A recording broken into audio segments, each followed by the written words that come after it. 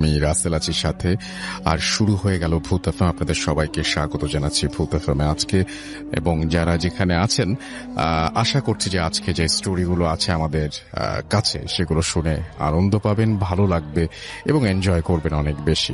এখন চলে যাব আমাদের বাবু ভাইয়ের কাছে এবং তার কাছে একটা চমৎকার ঘটনা শোনাবো। বাবু ভাই, প্রথমে আপনাকে অনেক ধন্যবাদ এবং আশা করছি আপনি সুস্থ আছেন, এবং আপনাকে অনেক ধন্যবাদ স্টুডিওতে আসার জন্য। আপনাকেও ধন্যবাদ রাসেল ভাই। আলহামদুলিল্লাহ এখন সুস্থ আছি।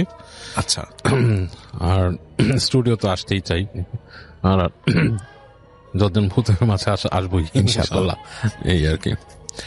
তো এই যে কাহিনীটা রাসেল ভাই আমাকে বলেছে অনিক চট্টোপাধ্যায়, সে কলকাতার ছেলে, ওর প্রথম ইউনিভার্সিটি লাইফের কাহিনী। সো সে ওই সময়টায় পড়াশোনা করতে যায়, আজ থেকে 5-7 বছর আগে আর কি। আচ্ছা, সে নয়নিতালে পড়াশোনা করতে যায়। আচ্ছা। তো যে জায়গাটা পড়াশোনা করতে যায় সে বলেছে ওই জায়গাটা বেশ মানে একটু শহর থেকে দূরে, লাইক সাবার্ব টাইপের একটা এলাকা, মানে মুফাসসল শহর টাইপ। আচ্ছা। তো স্পেশালি ওই জায়গায় যাওয়ার কারণ হচ্ছে ও যে সাবজেক্টে পড়াশোনা করতে, এটার জন্য নাকি ওই জায়গাটাই ভালো ছিল তার।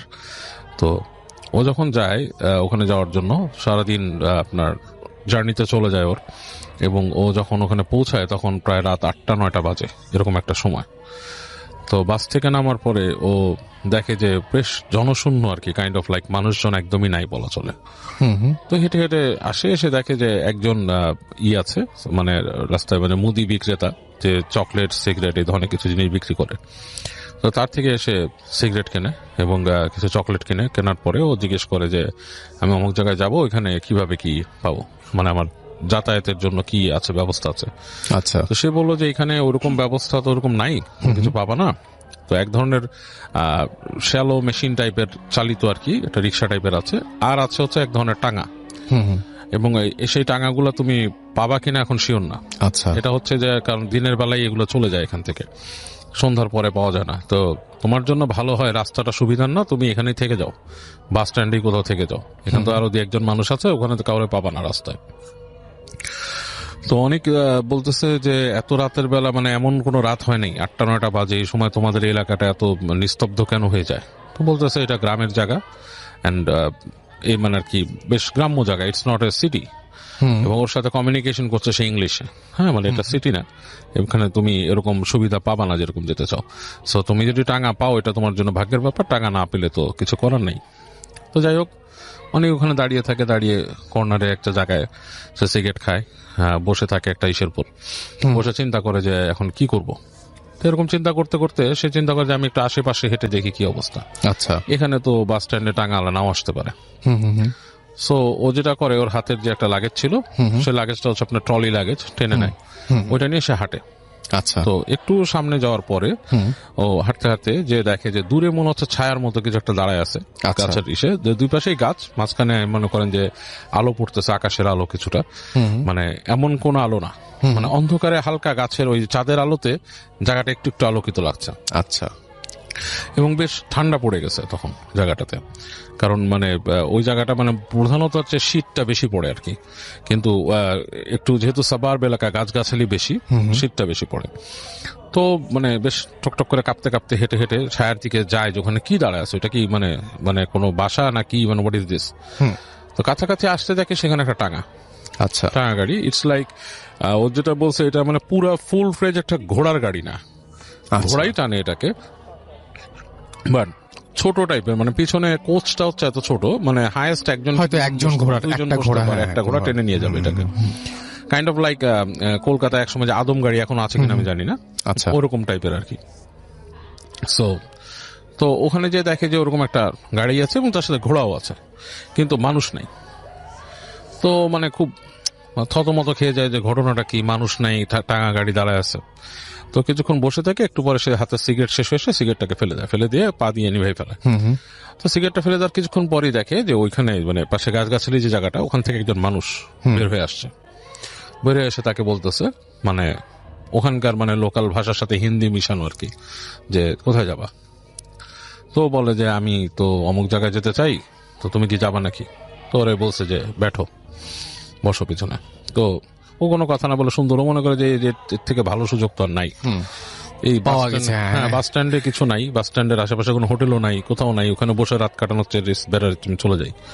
তো বসে ওর যে ওই ইসে উঠে বসে তার যে লাগেজ থেকে খুলে সে পাতলা একটা সোয়েটার সে গায়ে দেয়। আচ্ছা। তো গায়ে দেওয়ার সময় তার হাতে ওই যে আপনার ছিল একটা ম্যাগাজিনটাও সে বের করে নেয় হাতে, মনে করে যে কোথাও যদি যে সে পড়তে পারে বা কিছু, মানে just to have something in his hand, okay, এরকম একটা নিয়ে এসে বসে। তো বসে সে ওখান থেকে আপনার যাওয়া শুরু করে আর কি, টাঙা চালাচ্ছে। তো বেশ অনেক দূর যাওয়ার পরে ও দেখতেছে যে সামনে যে জায়গাটা, সে জায়গাটাতে আপনার দুই পাশে গাছ নাই, বেশ প্রান্তরের মতো, মানে বেশ মাঠ টাইপের, এবং মানে চাঁদের আলোটা এমন ভাবে পড়ছে পুরো জায়গাটা ঝকঝক দেখা যাচ্ছে জায়গাটা। তো ও খুব এনজয় করা শুরু করে, খুব এনজয় করা শুরু করে। সে মনে করে যে মানে this is a very nice thing to do, এই জায়গায় মানে জায়গাটা খুবই সুন্দর একটা জায়গা, তার এই যাওয়াটাই একটা সার্থকতা লাগতেছে। তো এরকমও যায়। তো টাঙ্গালাকে জিজ্ঞেস করে যে এখানকার পরিবেশ কেমন, এই মানে কিছু প্রশ্ন করার চেষ্টা করে লোকটাকে। লোকটা দেখাচ্ছে তার কথাবার্তা খুব একটা উত্তর দিচ্ছে না, এড়ায়, এবং ওই রাস্তার ঘোড়ার খুরের শব্দে আর মানে খুব চাপা পড়ে যাচ্ছে, আর বাতাস চলছে, খুব শোঁ বাতাস চলছে। তো এই সময় মানে এক সময় চুপি হয়ে যায় যে ব্যাপারটা কি।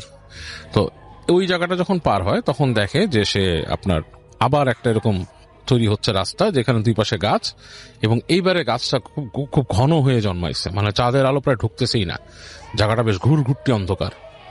তো ওর বুকের মধ্যে কেমন একটা ছ্যাদ করে ওঠে, মনে হয় যে এই অন্ধকারে ঢুকে যাচ্ছে, কেমন জানি লাগে ওর কাছে। ইটস লাইক একটা কেভে, বা আপনার যদি একটা ইসে প্রবেশ করে মানুষ, ধরেন একটা মানে টানেলে প্রবেশ করে, কাইন্ড অফ লাইক গাছের টানেল বলা যায় যেটাকে। তো ওখান থেকে ঢুকে যায় ঘোড়ার গাড়িটা। তো যখন সেখানে ঢুকে তখন না, ও অলমোস্ট কিছু দেখতে পায় না রাসেল ভাই। যেটা হয় যে শুধু ঘোড়ার শব্দ শুনতেছে, ঘোড়ার খুরের শব্দ, আর অন্ধকার, এবং অন্ধকারটা খুব জেঁকে বসছে। তো এই সময় ও মানে টের পায় ওর পেছনে কেউ, জাস্ট লাইক আমরা যদি রিক্সায় কেউ মানে আমরা পা দিয়ে উঠে কারো ঘাড়ের মধ্যে এরকম সুড়সুড়ি দেই, কাইন্ড অফ লাইক দ্যাট, ওর ঘাড়ের মধ্যে শীতল কোনো স্পর্শ, লাইক খুব মানে আইস কোল্ড কোনো টাচ ঘাড়ের কাছে। এবং ও খুব চমকে উঠে লাফ দিয়ে উঠে হাত দিয়ে দেখে যে কিছু নেই, এবং তখন মনে হয় যে কেউ দুষ্টুমি একটা হাসি দিয়ে পাশে চলে আসছে, এরকম একটাই। তো ও খুব ভয় পেয়ে যায়, ও হাত দিয়ে ওই যে টাঙা চালাচ্ছে তার জামা চেপে ধরে। তো দেখে যে টাঙাওয়ালা বেশ চাপা হাসি দিয়ে, কাইন্ড অফ লাইক মজা পেলে যেরকম কাইন্ড অফ লাইক দ্যাট, কেউ মজা করে যে কারোর সাথে আসে ওরকম হাসি দিয়ে বসে যে ব্যাটে রাখো চুড়েল হ্যাঁ, বসে থাকো চুড়েল। তো ও তো এটার সাথে পরিচিত এই জিনিসগুলো, যেহেতু সে ভারতের ছেলে এবং সে ভারতের বিভিন্ন অঞ্চলের বিভিন্ন মিথ, চুড়েল সম্বন্ধে আমি অনেকে হয়তো শুনছে, চুড়িয়াল বাট ইজ চুড়েল ইজ আমাদের বাংলাদেশে আমরা যেটাকে অনেকে শাকচুন্নি বলে, অনেকে পেতনি বলে, সামথিং লাইক দ্যাট, বাট ভারতে হয়তো প্রচলিত আছে। অনেকেই চুড়েল সম্বন্ধে অনেক কিছু আমাকে বিস্তারিত আরো বলছে, আমি নিজেও জানতাম, ওর কাছ থেকে আরো কিছু শোনা, যে ওরা যেটা আমরা অনেকে ডাকিনি বলি আমাদের এখানে, কাইন্ড অফ লাইক দ্যাট, এরা পথ দিয়ে আপনাকে নিয়ে যাবে, কোথাও চুবিয়ে মারবে, কখনো তারা আপনাকে ডিসগাইজ করে সুন্দর কোনো মেয়ে সেজে আসে, এরকম kind of like that. Actually মানে টু বি ফ্র্যাঙ্ক এগুলো হচ্ছে সবই হচ্ছে জিন, সোর্ট অফ এ জিন। বাট এনিওয়েজ আমি ওর বিশ্বাসেই থাকলাম বা ওর কথাতেই থাকলাম যে ওটা চুড়েল। ওকে যখন এটা বললো, ও তখন ওর গায়ের লোম সব একসাথে দাঁড়ায় গেল। আচ্ছা। এবং মানে ওর মনে হচ্ছে যে আমি এখানে না থাকাটাই বেটার ছিল, মানে কেন আমি এখানে আছি, এরকম একটা বোধ তার মধ্যে আসলো। এবং যখন সেই বোধটা পাইছে তখন তার মনে হলো ঠিক তার পাশেই কেউ বসে আছে সিটে, কোনো নারী। এবং যতটুকু সে স্পর্শ বুঝতে পারতেছে তার শরীরের সাথে স্পর্শ, মানে তার কাপড়ের প্যান্টের সাথে তারই মনে হচ্ছে একটা বরফের টুকরা তার পাশে বসা। এবং মানে ও বলার মতো না, ইন দ্যাট পয়েন্ট ও যেটা করছে, ওর যে লাগেজ নিয়ে চিন্তা করছে যে আমি ওই গাড়ি থেকে লাফ দিয়ে পড়ে যাব নিচে। বাট তখন সে মনে করছে এখান থেকে কোনোভাবে সরতে হবে আমাকে, হ্যাঁ এখান থেকে পড়লে তো আমি শেষ, মানে আমার এটা চিন্তা করে সে ওই মানে পড়ার চিন্তাটা মানে লাস্ট মোমেন্টে তার ওই জ্ঞানটুকু রাখছে যে সে ওখান থেকে পড়েনি। সে চিন্তা করতেছে যে এখান থেকে বেরিয়ে যায় কোনো মতে। তো ওই যে গাড়িটা যখন নাকি ঠিক ওই দূরে দেখতেছে লাইট, ওই টানেলের মতো জায়গাটা যখন পার হয়েছে সে তখন ওখান থেকে লাফ দিছে, এবং সে কোনো লাগেজ টাগেজ কিছু ছাড়াই লাফ দিয়ে পড়ছে। ওখানে পড়ে সেই জায়গাটা পড়ছে, দেখছে সামনে ধুধু মাঠ, লাইক প্রান্তরের টাইপের, দৌড়ানো শুরু করছে। দৌড়াচ্ছে দৌড়াচ্ছে দৌড়াচ্ছে, ওর বুঝতে পারতেছে না ওর পিছনে কিছু আসতেছে কিনা। দৌড়াতে দৌড়াতে দৌড়াতে অনেক দূর পর্যন্ত গেছে, যে দেখছে যে একটা বাসার মতো, মানে কয়েক সারি বাসা ওখানে আর কি, এরকম মানে একতলা বাসার মতো আছে, সেখানে হয়তো বার্ন টার্ন গোয়াল টোয়াল আছে এরকম কিছু। তো ওখানে বাসার সামনে গেছে, তো ফিরে দেখে যে পেছনে একটা নারী মূর্তি আসতেছে। নারী মূর্তি কিভাবে বুঝছে, সে চুল উঠতেছে, চাঁদের আলোয় দেখতেছে, এবং মানে সেটা মানে মানে খুব স্বল্প বসনা উড়ে আসতেছে, এবং মনে হচ্ছে মাটির থেকে, মানে মাটিতে হেঁটে না, মানে মাটিতে বাতাসে সে ভেসে আসতেছে মাটির খুব কাছাকাছি সময় ধরে। এবং ওর যখন খুব কাছে চলে আসছে তখন সে ওখানে জ্ঞান হারায় ফেলছে, তখন আর তার জ্ঞানটা থাকেনি। তো পরবর্তীতে মানে ও জানে না কতক্ষণ সে বেহুশ ছিল, ওর হুঁশ ফিরে দেখে যে একটা ঘরের মধ্যে সে, এবং সেখানে আপনার এই জ্বলতেছে, বাতি জ্বলতেছে কম পাওয়ারের, একটা লোক, তার সাথে একটা মহিলা, তারা, এবং সে মহিলাকে দেখেও ভয় পাওয়া শুরু করছে, প্রচন্ড ভয় পাচ্ছে। তখন তাকে বলতেছে কি হয়েছে তোমার, জিজ্ঞেস করতেছে ওকে, বলতেছে যে আমি তো আসছি, আমি বাইরের থেকে আসছি, ক্যালকাটা থেকে আসছি, এখানে এরকম এরকম সিচুয়েশন, কিছু কিছু বলতে পারছে আর কি। তখন তাকে বলছে যে এটা কিছু না, এখানকার রাস্তাঘাটে রাতের বেলা এরকম অনেক কিছু দেখা যায়, সো তুমি চিন্তা করো না, তুমি এখানে আসো আমাদের বাসায়, এটা তুমি থাকো, তারপর তোমাকে সকালে আমরা পৌঁছায় দেওয়ার ব্যবস্থা করব। তো অনেকের রাতে খুব জ্বর আসে, মারাত্মক আকাশ পাতাল জ্বর, এবং সে তখন শুধু কষ্ট করে মানে বোঝাতে সক্ষম হয় ওদেরকে যে আমি যেই কলেজে বা ইউনিভার্সিটিতে আসছি ওখানে একটু খবর দেন, ওখানকার কেউ এসে আমাকে নিয়ে যাবে। এবং আলটিমেটলি তারা এসে ওকে নিয়ে যায়, এবং ও ওখানে পরে ছিল বহুত দিনই, ওখানে সে গ্র্যাজুয়েশনটা কমপ্লিট করছে অনেক। এবং ওই এলাকাতে এই ধরনের প্রচুর আরো মিথ আছে, এবং আরো এই ধরনের কিছু কিছু কাহিনী আছে। সে বলছে যে he can send me over letter on, যে ওখানকার ঘটনা আরো যেগুলো আছে সেটার, মানে এই সাবার্ব এলাকা, কিছুটা পাহাড়ি টাইপের এলাকা হতে নাকি এই ধরনের জিনিস অনেকেই বেশি দেখে।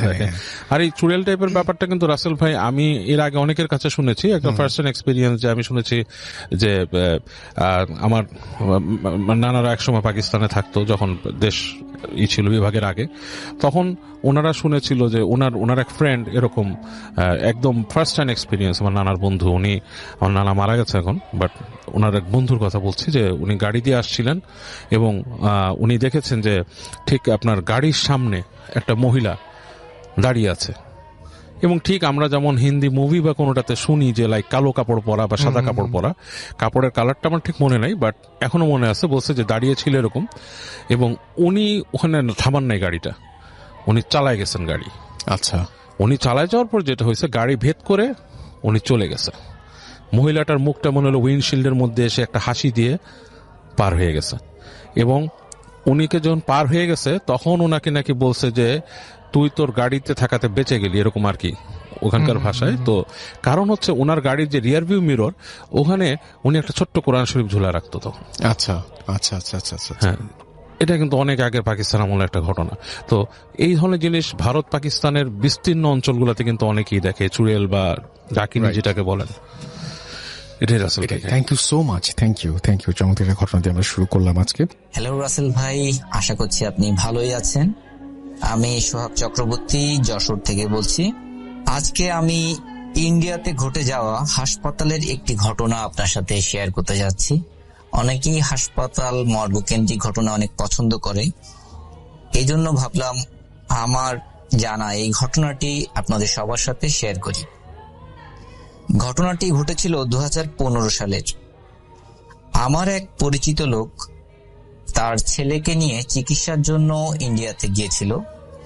বলে রাখা ভালো, ওনার স্ত্রী কিছুদিন আগে মারা গিয়েছিল এবং ওই ব্যক্তিও গুরুতর অসুস্থ ছিলেন। তার ছেলের বয়স 15-16 বছর। তো তিনিও খুব গুরুতর অসুস্থ হওয়ায় তারা ভ্যালুরে ট্রিটমেন্টের জন্য গিয়েছিলেন। আমার অনেক পরিচিত জন ইন্ডিয়াতে থাকার সুবাদে উনি আমার সাথে যোগাযোগ করে অনেকের পরিচিতি নিয়েই ওখানে গিয়েছিলেন। তো দুঃখের ব্যাপার হচ্ছে উনি ইন্ডিয়াতে একটা স্বনামধন্য হাসপাতালে চিকিৎসার জন্য গিয়েছিলেন। ওনার কিডনি রোগ ছিল। উনি 25 দিন ওই হাসপাতালে ভর্তি থাকাকালীন সময়েই 25 দিনের দিনই তিনি মৃত্যুবরণ করেন। যেহেতু ওনার স্ত্রী ছিল না, আর সাথে ওনার ছেলে ছিল। ওনার আসলে বাংলাদেশে তেমন কোনো রিলেটিভ ছিল না যে ওখানে যোগাযোগ করবে বা পুরো প্রক্রিয়াটি ম্যানেজ করবে এরকম। তো যখন তার ছেলেটির বাবা মারা যায়, ছেলেটি অনেকটা অসহায় অবস্থার মধ্যে পড়ে যায়। যদিও এর আগে সে বাবার সাথে 4 থেকে 5 বার ইন্ডিয়াতে ভ্রমণ করেছেন, কিন্তু ভ্যালোরে এবারই তারা প্রথম। সো ওখানকার রাস্তাঘাট, কথাবার্তা, মানুষের সাথে এই জিনিসগুলো তার তেমন পরিচিতি ছিল না। তো বাবার চিকিৎসার জন্য অনেক জিনিস তাকে কিনতে গেলেও অনেক সমস্যার মধ্যে পড়তে হচ্ছিল, কারণ সে ওখানকার ভাষা ঠিকভাবে জানে না। এমন অবস্থায় তার বাবা যখন মারা যায়, সে চরম হতাশার মধ্যে পড়ে এবং বুঝতে পারে না সে কি করবে। একে তো সে একটা বড় শোক, একটা ধাক্কার মধ্যে পড়েছে, তার বয়স অনেক কম, তারপরেও সে সম্পূর্ণ অপরিচিত একটি জায়গা। বুঝে দেখুন রাসেল ভাই, এমন পরিস্থিতিতে যদি মানুষ পড়ে, তখন তার আসলে মাথা কোন দিকে কাজ করবে আর করবে না, এটি কিন্তু আসলে ভাবা সত্যিই কঠিন। তো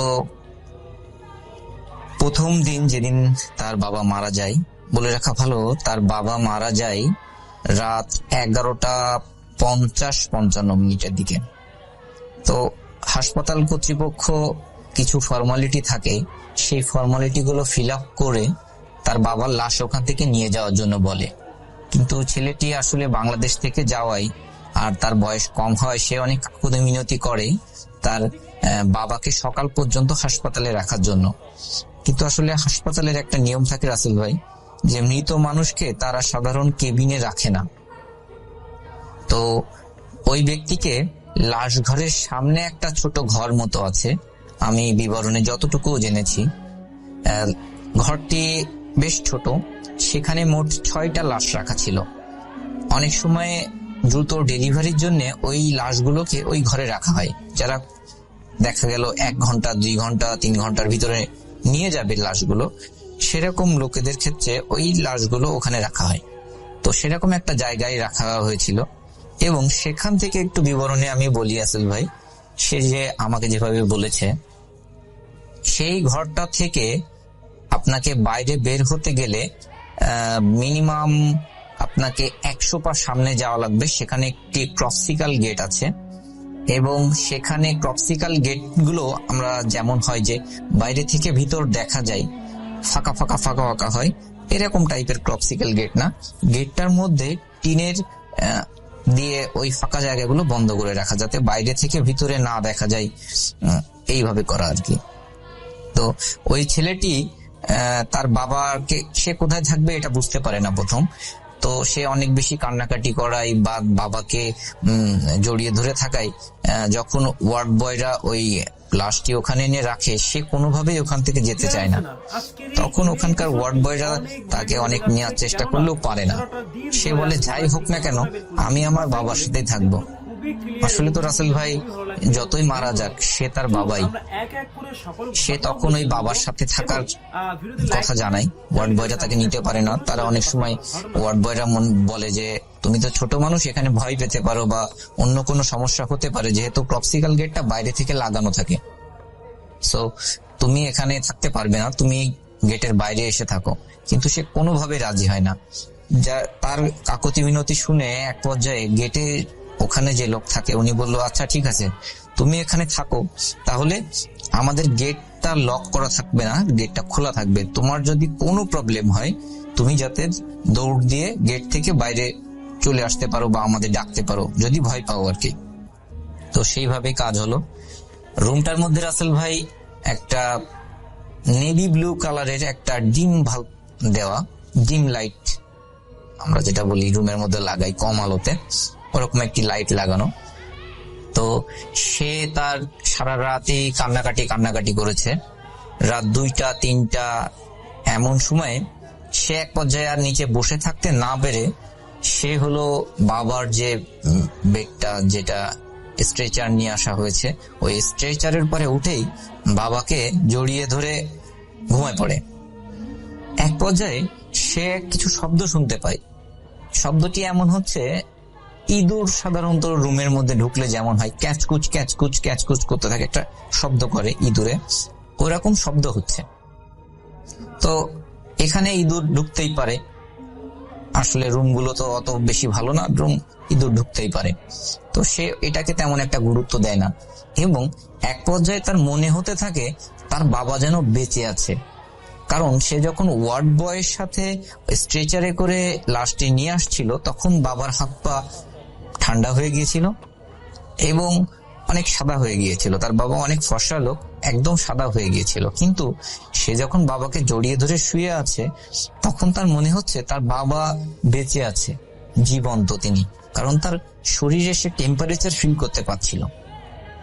সে একটা মনের মধ্যে কেন জানি তার একটা সাহস তৈরি হয়ে গেল, সে বাবাকে খুব জড়িয়ে ধরেই ওখানে শুয়েছিল। এবার কিছু সময় পর থেকে আরো কিছু অদ্ভুত ঘটনা ঘটা শুরু হলো। সে হঠাৎ ওই শব্দগুলো বেশি বেড়ে যাওয়ার কারণে সে একটু মুখ উঁচু করে দেখে কিছু লোক ওই রুমের মধ্যে ঢুকেছে। লোকগুলো একেবারে স্পষ্ট না, তারা কিছু কালো কাপড় পরা, কালো জ্যাকেট টাইপের পরা, এরকম কিছু লোক। এবং লোকগুলো হেঁটে হেঁটে কিছু লাশের পাশে যাচ্ছে, লাশের কিছু অংশ উঁচু করছে, এবং তারা কিছু কাঁটা জিনিস এনেছে সাথে করে, সেইগুলো দিয়ে লাশের কিছু অংশ কোপ দিয়ে দিয়ে কাটছে। কেটে কেটে তারা একটা প্যাকেট মতো আনছে, ওই প্যাকেটের মধ্যে ভরছে। এই জিনিসগুলো দেখে উনি কিন্তু সে কিন্তু খুবই ভয় পেতে শুরু করে, কারণ সে তো এমন জিনিস কখনো দেখেনি। তারপরেও সে মনে করছে হয়তো এটা হাসপাতালের কোনো লোক হতে পারে, কারণ লাশ কেটে নিয়ে যাচ্ছে, এটা বাইরের লোক হবে, এটা তো আসলে সে বুঝতে পারে না। কিন্তু এই ব্যাপারগুলো সে দেখছে, আবার মুখ লুকিয়ে পড়ছে যাতে তার এই জিনিসগুলো না দেখতে হয়। কিন্তু তার কাছাকাছি যখন ওই লোকগুলো চলে আসছে, তখন পাশের একটা লাশকে যখন ওইভাবে হাত কাটছে, পা কাটছে বা শরীরের অন্য অংশ কেটে নিচ্ছে, তখন হঠাৎ সে দেখে পাশের সে একজন মহিলা। সে বলছে, আরে এই লোকের চোখ দুটো কত সুন্দর, বলেই সে দেখে আঙুল দিয়ে তার চোখটা টান দিয়ে তুলে ফেললো। এবং চোখটা যখন আঙুল দিয়ে টান দিয়ে তুলে ফেললো রাসেল ভাই, সে তো বয়স অনেক কম, সে দেখছে যে চোখের নিচে অনেকটা লম্বা ফিতার মতো অনেক কিছু একটা মাথার মধ্যে থেকে বের হয়ে আসলো, এবং ওই মহিলা কিছু না বলে বলছে এটা অনেক সুস্বাদু হবে বলে মুখে ঢোকা দিল। এখন সে এই ব্যাপার দেখে এতটাই ভয় পেয়েছে যে আসলে কি বলবে কি বলবে না। আরো রাসেল ভাই আরো অবাক করার ব্যাপার হচ্ছে, সে ওখানে কারোর সাথে ঠিকভাবে কমিউনিকেট করতে পারছে না কথা বা ভাষার কারণে। কিন্তু ওখানে যে লোকগুলো আছে সবাই তারা বাংলা ভাষাতে কথা বলছে। সে এটা দেখে খুবই ভয় পেয়েছে, কারণ এখানে তো হাসপাতালের লোক যদি হয় তাহলে তারা তো ওই ভাষায় কথা বলবে, তামিল ভাষা, হিন্দি ভাষা কিংবা ইংরেজি ভাষাতে। কিন্তু তারা কথা বলছে বাংলা ভাষাতে, এবং চোখ উঠায় সে গালের মধ্যে ঢুকায় সেটা খেয়ে খাচ্ছে, খুব বলছে হ্যাঁ খুব ভালো খেতে, এটা ভালো, ওইটা ভালো, এইভাবে নিচ্ছে। অনেকটা খাচ্ছে তারা, অনেকটা তারা প্যাকেটে ঢুকাচ্ছে। এখন এই পর্যায়ে একটা টুইস্ট আছে রাসেল ভাই। ওই যে আমি প্রথমে বলছিলাম, ছেলেটা প্রথম যখন বাবার বুকের পরে উঠে চিন্তা করলো যে বাবা জীবন্ত, একটা সাহস ফিল হলো, এই ব্যাপারটা আরো পরে ইন্টারেস্টিং হয়ে যায়। সে যখন ভয় পেতে থাকে এবং বাবাকে জোরে চেপে ধরে, তখন তার বাবার একটা হাত তার গায়ের উপর দিয়ে এসে পড়ে, একদম আমরা এক হাত দিয়ে যদি কাউকে জড়িয়ে ধরি, ঠিক যেভাবে জড়িয়ে ধরা হয় সেইভাবে জড়িয়ে ধরে। এখন এইটাই কিন্তু আমরা স্বাভাবিকভাবে ভয় পাবো, কিন্তু ওই ছেলেটি এতই ভয় পেয়েছিল যে যখন তার বাবার একটা হাত জড়িয়ে ধরার মতো তাকে জড়িয়ে ধরে খুব শক্তভাবে, তখন সে খুব বেশি সাহস পেতে থাকে। সে তখন আর এটা ভয় পায় না। এইভাবে সে কত বেলা ভয়তে ছিল বা সেন্সলেস হয়ে গিয়েছিল এটা সে জানে না। ভোরবেলা যখন দেখে বাইরে থেকে কিছু আলো আসছে ওই রুমের মধ্যে, তখন দেখে ওই রুমের মধ্যে আসলে কেউ নাই, আর তার বাবার হাত কিন্তু ওইভাবে আর ধরে নেই, হাত কিন্তু আবার সোজা হয়ে গেছে। সে আসলে যতটা ভয় পেয়েছিল ওই সময়, কিন্তু পরবর্তীতে সে অনেকটাই বেশি অবাক হয় যেটা কি হলো আমার সাথে। তখন সকাল হলে সে বাইরে গিয়ে ওয়ার্ড বয় যারা ওখানে 2-1 দিন কথা বলে যাদের সাথে মোটামুটি পরিচিত হয়েছিল তাদের সাথেই বলে ঘটনাটি এরকম। তখন ওয়ার্ড বয়রা বলে যে আসলে তোমার বয়স কম বলে তোমাকে আমরা ওখানে রাখতে চাচ্ছিলাম না, এই কারণেই। এখানে এরকম প্যারানর্মাল কিছু ঘটনা ঘটে। অনেকেই দেখে যে এখান থেকে লাশ কেউ খেয়ে যাচ্ছে, অনেক সময় বাস্তবিকভাবেও লাশের কিছু অংশ গায়েব হয়ে যায়। তারপরে আরো অনেক ঘটনা ঘটে। তুমি বয়স অনেক কম হওয়ার কারণে তোমাকে আমরা ওখানে রাখতে চাচ্ছিলাম না। সো এটা ছিল ঘটনা। পরবর্তীতে ওই ছেলে আমার সাথে ফোনে কথা বললে আমি ওখান থেকে কিভাবে আসবে সেটা নিয়ে আমি তাকে সব পরামর্শ দিই। সে লাশ নিয়ে আর দেশে ফিরতে পারে না, ওখানেই তার বাবার লাশের সৎকার করে সে বাংলাদেশে চলে আসে এবং বাংলাদেশে আসার পরে সম্পূর্ণ ঘটনাটি আমার সাথে শেয়ার করে। আমি আজকে সেই ঘটনাটি আপনার সাথে শেয়ার করলাম রাসেল ভাই। যদি আপনার ঘটনাটি পছন্দ হয় তো শ্রোতাদের উদ্দেশ্যে আপনি প্রচার করবেন, আর ভালো থাকবেন। ধন্যবাদ রাসেল ভাই। সোমা ভাই, অনেক অনেক প্রশংসা, এবং তারপরে আপনার সেকেন্ড ঘটনায় আমরা চলে যাই। সবাইকে ধন্যবাদ কাহিনীগুলো ভালো লাগার জন্য, আপনাদের জন্য কষ্ট করে কালেক্ট করা। যাই হোক, এটা হচ্ছে তপুর কাহিনী। রাসেল ভাই সে আমাদের মোহাম্মদপুর এলাকার ছেলে। আচ্ছা। কিন্তু তার স্পেসিফিক লোকেশন বলবো না, তার যেখানকার কাহিনী। মোহাম্মদপুর অনেক বড় এলাকা। জি, সেখানকার সেটাই। তো তপুর ব্যাপারটা হচ্ছে সে মোহাম্মদপুরে যে অঞ্চলটা থাকে সে অঞ্চলটা বেশ নিরিবিলি। আচ্ছা। বাট এটা লালমাটিয়া না। আচ্ছা, একটু বলে দিলাম। আচ্ছা, তো বেশ নিরিবিলি একটা জায়গা, মানুষ বুঝেই ফেলবে মোহাম্মদপুরের নিরিবিলি জায়গা, একদম আমার চোখের সামনে ভাসছে। হ্যাঁ, তো যাই হোক, তো তপু যেখানে থাকতো, তপুর নামটাও কিন্তু একটু চেঞ্জ করা আছে। হ্যাঁ, তপু নিজেই বুঝবে, আর কেউ বুঝবে না হয়তো। আচ্ছা। তো যাই হোক, ও যেখানটায় থাকতো সেই জায়গাটা হচ্ছে যে আপনার বেশ নিরিবিলি, এবং ওদের একটা 3 তলা বাড়ি ছিল ওখানে। এবং ওদের বাসায় ওর বড় ভাই থাকতো, বিদেশে চলে গিয়েছিল, আর ওর আম্মু ও আর ওর বোন থাকতো। তো ওর আম্মুর অ্যাজমা প্রবলেম ছিল, উনি মাঝে মাঝে অসুস্থ হয়ে যেতেন। তো তখন ওনাকে ডাক্তার দেখাইতে হতো এবং মাঝে মাঝে মানে খুব খারাপ অবস্থা হতো। আচ্ছা। তো ওদের মানে ওর বাবা মারা গেছেন, সো ওর বড় ভাই এবং ওরাই হচ্ছে মানে গার্ডিয়ান, পুরো বাড়িটা টেক কেয়ার করতে হয়। তো এরকম অবস্থায় একদিন এরকম রাতের বেলা, তখন রাত তখন এরকম 1-2টা বাজে আর কি, বেশ নীরব হয়ে গেছে। আর ওই সময়টাতে মানে আজ থেকে 10-15 বছর আগে তখন কিন্তু মোহাম্মদপুর জায়গাটা মানে আরেকটু ঢাকা শহরটাই আরেকটু ব্যাকওয়ার্ড ছিল আর কি। এতটা আধুনিকতাটা মানে এখন খুব বেশি গাড়ি ঘোড়া, তখন একটু কম ছিল। তো যা হচ্ছে যে রাতের বেলা ওর আম্মু এরকম হঠাৎ করে আস্তে আস্তে তার শ্বাসকষ্ট হয়, হাঁপানি উঠে, এবং ওরা মাকে চেষ্টা করে যে যেগুলো দেওয়ার আর কি, যেই উনি যে ট্যাবলেট খান, তারপরে নেবুলাইজার মেশিন, এগুলো দিয়ে চেষ্টা করে, বাট দেখছে যে ওনার এটা কমতেছেই না। এমন একটা অবস্থায় গেছে যে ওনাকে মানে মানে ঠিক করে রাখা যাচ্ছে না, শ্বাস উঠতেছে পড়তেছে। তো ওর বোন তখন বলে যে তপু তুই এখন যেভাবে যাক তুই নিয়ে আয়, ডাক্তার নিয়ে আয়। ডাক্তার সাহেব একজন ডাক্তার ছিলেন, তিনি ওদের এলাকাতেই থাকতেন, বাট এটা হচ্ছে একটু পেরিফেরির দিকে, মানে মেইন রোডের কাছাকাছি আর কি, মানে যেই মেন রাস্তাটা আছে ওইটার কাছে। তো এবং ওদের ফ্যামিলির সাথে অনেক বেশি অ্যাটাচ ডাক্তারটা, এবং উনি ওনার চিকিৎসা করে থাকেন সবসময়। তো বলছে যে ওই আঙ্কেলকে নিয়ে আয়, কাজ আম্মাকে এই অবস্থায় হাসপাতালে নেওয়া সম্ভব না, ওনার যে অবস্থা। আমরা চেষ্টা করতেছি ওনাকে ওই যে ইনহেলার নেবুলাইজার এগুলো দিয়ে যতটুকু রাখার আমি চেষ্টা করছি, তুই নিয়ে আয়। এবং তপুদের বাসাটাও বেশ পুরান ছিল, এবং ওখানে একটি কাহিনী আছে যে তপুর যে দাদা সে ওইখানে উনি ফার্স্ট আসেন, এবং উনিও বেশ আপনার করতো আর কি, যে কি বলে মানে ওই জিন টিন কি সাধনা করতো আর কি। সেই তোদের বাসাটাও যে খুব ভালো ভয়ের না এরকম না, আমাদের গা ছমছম করতো, আমরা ফ্রেন্ডরা মাঝে মাঝে 2-1 যেতাম ওখানে। যাই হোক, সো তপু কি করে রাতের বেলা 1-2টার দিক বের হয়, এবং বের হয়ে সে যখন হেঁটে হেঁটে আসতেছে, বাসার থেকে বের হয়ে সামনে আসে, ঠিক যখন রাস্তাতে আসে গেটটা পার হয়ে তাদের যখন নিচে আসে, তখন দেখে ঠাস করে পুরো এলাকার ইলেকট্রিসিটি চলে গেছে, মানে ব্ল্যাক আউট, পুরো এলাকাটা ব্ল্যাক আউট হয়ে গেছে। এবং রাত 1-2টার সময় ব্ল্যাক আউট হলে কিন্তু রাসেল ভাই একটা অন্যরকম পরিবেশ তৈরি হয়। এটা যে দেখছেন সে বলতে পারবেন, ঢাকার পরিবেশে বিশেষ করে। Right, I am used to it, আমি প্রায় এই ধরনের পরিবেশ দেখছি এবং আমার খুব ভালো লাগে আর কি। বাট অনেকের হয়তো ভালোর থেকে ভয় বেশি লাগতে পারে, এবং রাতের বেলা একা থাকলে আরো ভয়টা বেশি লাগার কথা। সো রাত 1-2টার সময় যখন কিছু নাই, পুরো একটা মানে অঞ্চলে, তো যখন কারেন্ট চলে গেছে ওর কাছে ফার্স্টে একটা ধাক্কা লাগছে, আর তবু বেসিক্যালি খুব সাহসী না, ও এমনি একটু ভয় পায়।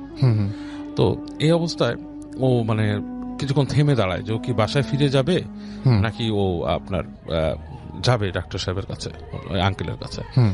তো এটা চিন্তা করে ডিসাইড করে যে বাসায় ফিরে যেয়ে তো আসলে মানে কোনো লাভ নেই, আমি আঙ্কেলের কাছেই যাই। তো হেঁটে যেতে থাকে, ও ওই বাসার দিকে হেঁটে যেতে থাকে আঙ্কেলের বাসার দিকে।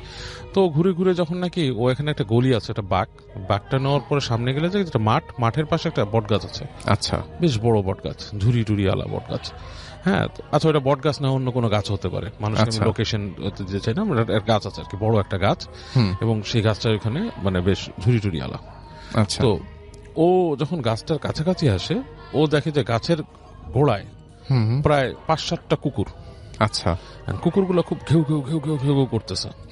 তো ও জানে ওদের এলাকা সম্বন্ধে এতটুকু সে অ্যাওয়্যার যে এই জায়গাটার মধ্যে সাধারণত কুকুর থাকে না, ভবঘুরে কুকুর প্রায় নাই বললেই চলে।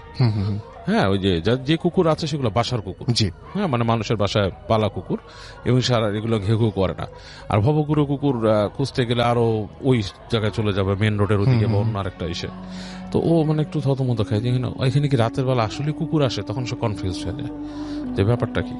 তো কুকুরের ভয়টা বেশ ভাবে ধরে যে কুকুর কামড় যদি দেয়। তো তারপরও সাহস করে করে হেঁটে হেঁটে সামনের দিকে যায়।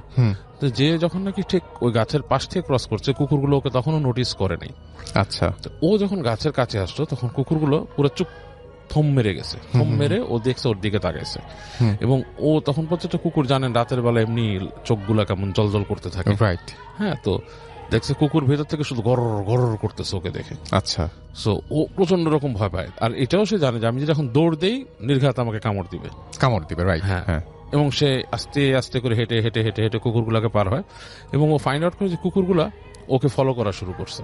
আচ্ছা, মানে দৌড়ায় দৌড়ায় আসে, কাছাকাছি আসে, আবার দুইবার ঘেউ ঘেউ করে, আবার চলে যায়, আবার দাঁড়ায় গড় গড় করে, একটা নিরাপদ একটা ডিস্টেন্স রেখে ওর সাথেই কাজ করতেছে। আচ্ছা, তো ফাইনালি এরকম করতে করতে রাস্তার মধ্যে ওই আঙ্কেলের ওই যে বাসাটায় আসে, তখনও কারেন্ট আসে না, এবং পুরা দেখা যাচ্ছে ওটা আঙ্কেলের বাসা কিন্তু 4-5টা ব্লক, মানে অনেকগুলো ব্লক পরে।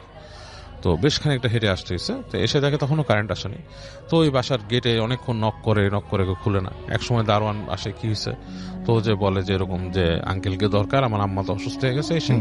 তো উনি ওই দারোয়ান ভিতরে যে খবর দেয় অনেকক্ষণ পরে ওই আঙ্কেলের বাসার একজন আসে, এসে তাকে বলে যে আব্বা তো ঘুমাইছে, উনি ঘুমের ওষুধ খেয়ে ঘুমাইছে, মানে ওনার ব্লাড প্রেশার হাই। আচ্ছা, তো উনি বলে যে এরকম এরকম এরকম, তো ওনাকে বলেন, তখন বলতেছে আচ্ছা ঠিক আছে, আব্বাকে বলতেছি, তুমি কি দাঁড়াবা নাকি তুমি চলে যাবা? আচ্ছা, তো বলে আমি দাঁড়াই, আঙ্কেলকে সাথে যাই। তো দাঁড়ায় আছে, কিছুক্ষণ পর ওই আঙ্কেল আসে, এসে আঙ্কেল নিজে বলে যে বাবা আমি তোমার বাসায় আসবো একটু পরে, তুমি চলে যাও, আমি এখানে রাত্রেবেলা তো আমি গাড়ি বের করে আসবো, তুমি চলে যাও বাসায়, তো তোমার মার দরকার হতে পারে তোমাকে।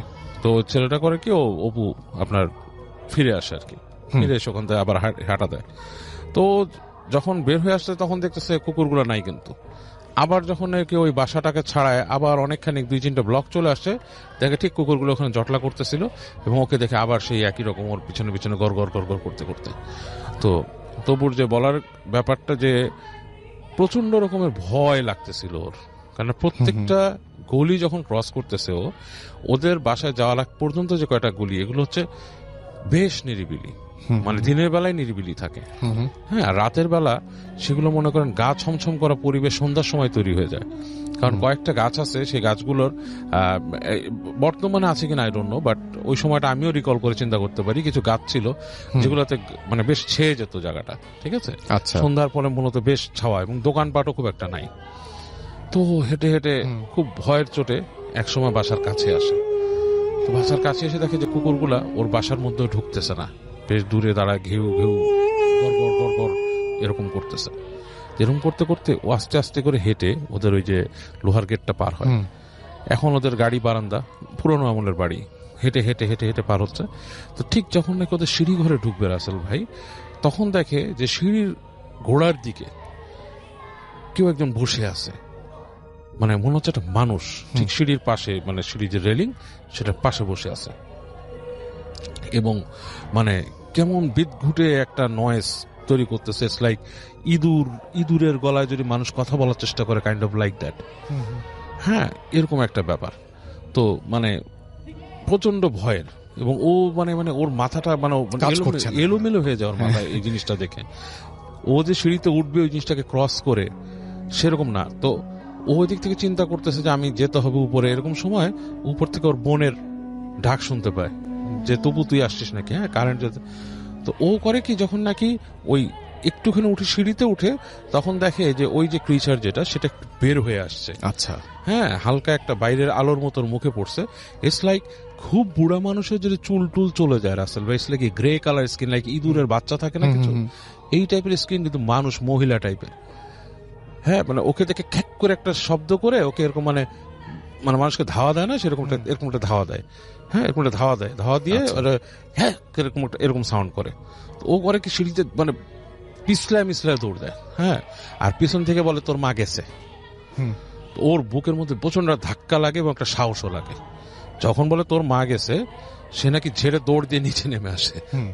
মানে ওর মাথায় এমন রাগ উঠছিল যে ও লাথি মারবো এটাকে, এবং নিচে এসে দেখো এটা নাই। আচ্ছা, এবং আলটিমেটলি সে উপরে উঠে যায় তবু, এবং তখন দেখা যাচ্ছে ওর কাইন্ড অফ লাইক সাহস হয়ে গেছে অন্যরকম টাইপের।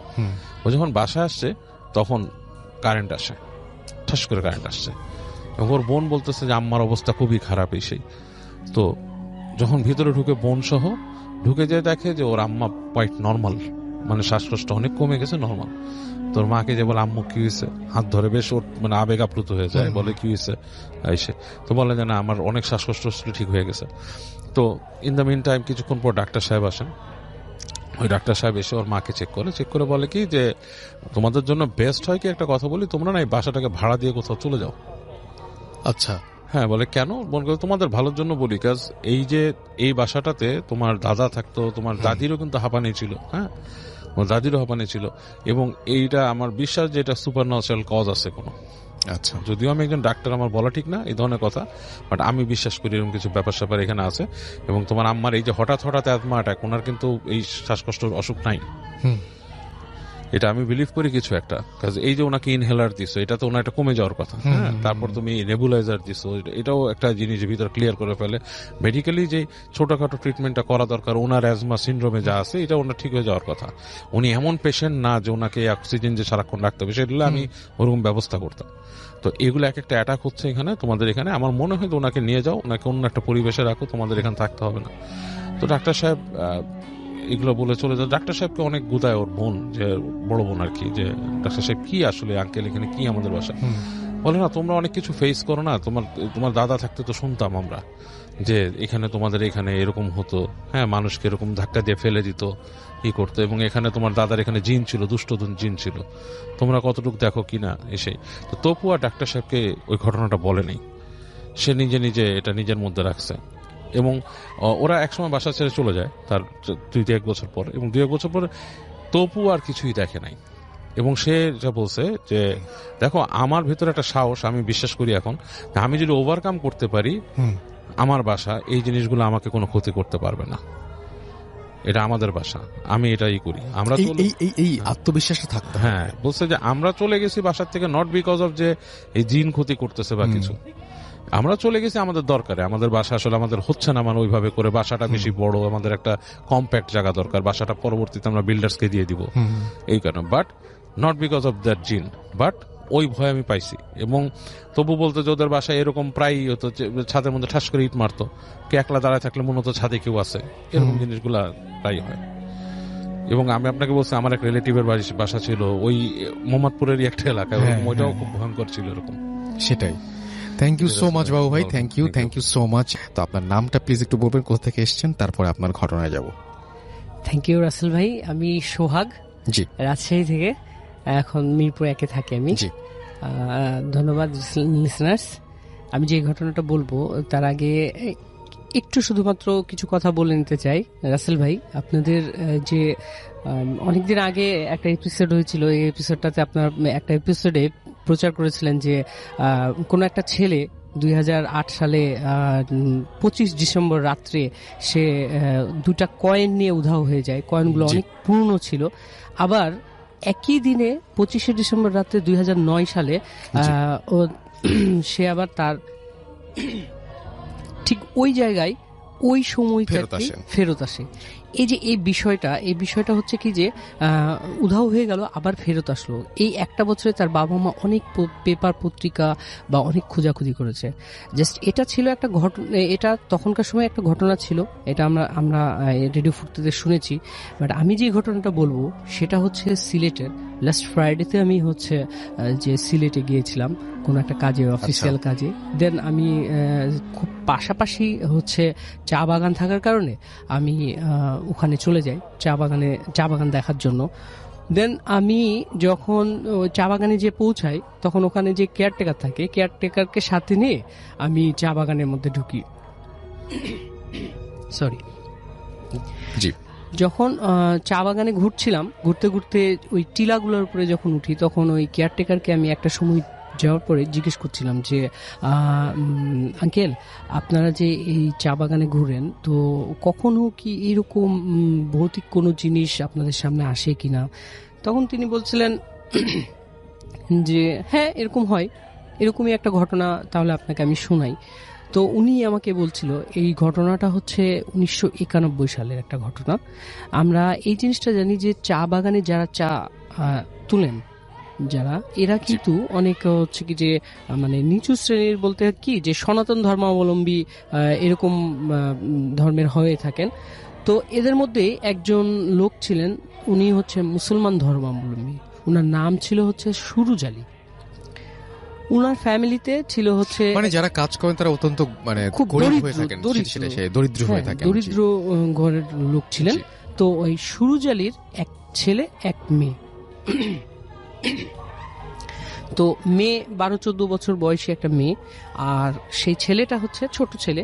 তো সুরুজ আলী এবং তার স্ত্রী দুইজন একসাথে হচ্ছে কি যে ইয়েতে চলে যায়, চা তুলতে চলে যায়। প্রত্যেক দিনই 2 শিফটে চা তুলেন, সকাল 6টা থেকে অলমোস্ট 12টা পর্যন্ত, আবার এইদিকে দুপুরের খাবারের পরে মোটামুটি 2টা থেকে একেবারে সন্ধ্যা 6টা পর্যন্ত। যদি শীতের দিন হয় তাহলে আরো আগে চলে আসেন। তো এইভাবে চা তুলেন। তো যাচ্ছিল দিন, এভাবেই যাচ্ছিল। তো সুরুজ আলীর সাথে সুরুজ আলীর স্ত্রীও যখন চলে যায়, মাঝে মাঝে সুরুজ আলীর যে মেয়ে উনিও চলে যান চা তুলতে। এটা তাদের একটা সংস্কৃতি বলা চলে যে বংশ পরম্পরায় চা তুলতেই হয়। তো উনিও চলে যান। এরকম যখন চা তুলতে চলে যান, একদিনকে বাসায় সুরুজ আলীর মেয়ে আর সুরুজ আলীর ছেলে একাই ছিলেন। তো প্রায়ই দেখা যেত যে ওদের বাড়ির দরজায় নক হচ্ছে, অ্যাজ লাইক টিক টিক করে নক করছে, করার পরে বলছে সুরুজ মিয়া চলো যাই, চা তুলতে যাই। তো এইরকম বলে কি যে ওই সুরুজ আলীর মেয়ে তখন দরজা খুলে বলে যে বাবা তো চলে গেছে, কিন্তু দরজা খুলে কাউকে দেখতে পায় না। আচ্ছা। এরকম 2-3 দিন যখন হওয়ার পরে তখন ওই মেয়েটা ওনার মাকে বলছে, আম্মা দেখো যে প্রত্যেক দিনই তোমরা চলে যাওয়ার পরে এরকম ডাক দেয় আর হচ্ছে কি যে কাউকে দেখতে পায় না। তো ওনার মা বলে কি যে এটা কোনো কিছু না, হয়তো বা কেউ মানে একটু মস্করা করে এই জিনিসটা করছে। দেন একদিন কি হয়েছে যে সুরুজ আলী এবং সুরুজ আলীর স্ত্রী চা তুলতে চলে গেছে, অ্যাজ লাইক 1:45টার দিকে, দুপুরবেলা, একেবারে সানি রে, দুপুরবেলা 1:45টার দিকে সুরুজ আলীর মেয়ে উনিও চলে গেছে চা তুলতে যাওয়ার সময় তখন বলছে কি যে উনি যখন আস্তে আস্তে চা তুলতে, আমরা তো জানি চা বাগানটা টিলার মধ্যে হয়, আস্তে আস্তে উপরে উঠে যায়। তো সুরুজ আলীর মেয়ে চা তুলতে তুলতে একটা সময় মাঝামাঝি টিলাতে যখন গেছে, তখন তিনি দেখছে কি যে ওনার সাথে আরো অনেকেই চা তুলছে, অনেকজন চা তুলছে, একসাথে চা তুলছে।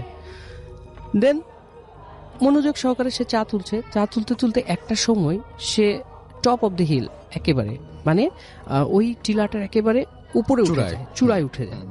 উঠে যাওয়ার পরে ওর গোটা শরীরে একটা ফ্লো, একটা গরম উইন্ড, একটা ফ্লো জোরে এসে ধাক্কা দেওয়ার সাথে সাথে তার চোখ সব বন্ধ হয়ে যায়, চোখ জ্বলা শুরু করে। যখন তো চোখ বন্ধ হয়ে যায়, তখন সে হালকা করে তাকায়, দেখে যে তার সাথে যারা ছিলেন, চা বাগানে যতগুলো লোক ছিল চা তুলছিল, তারা একজনও নাই।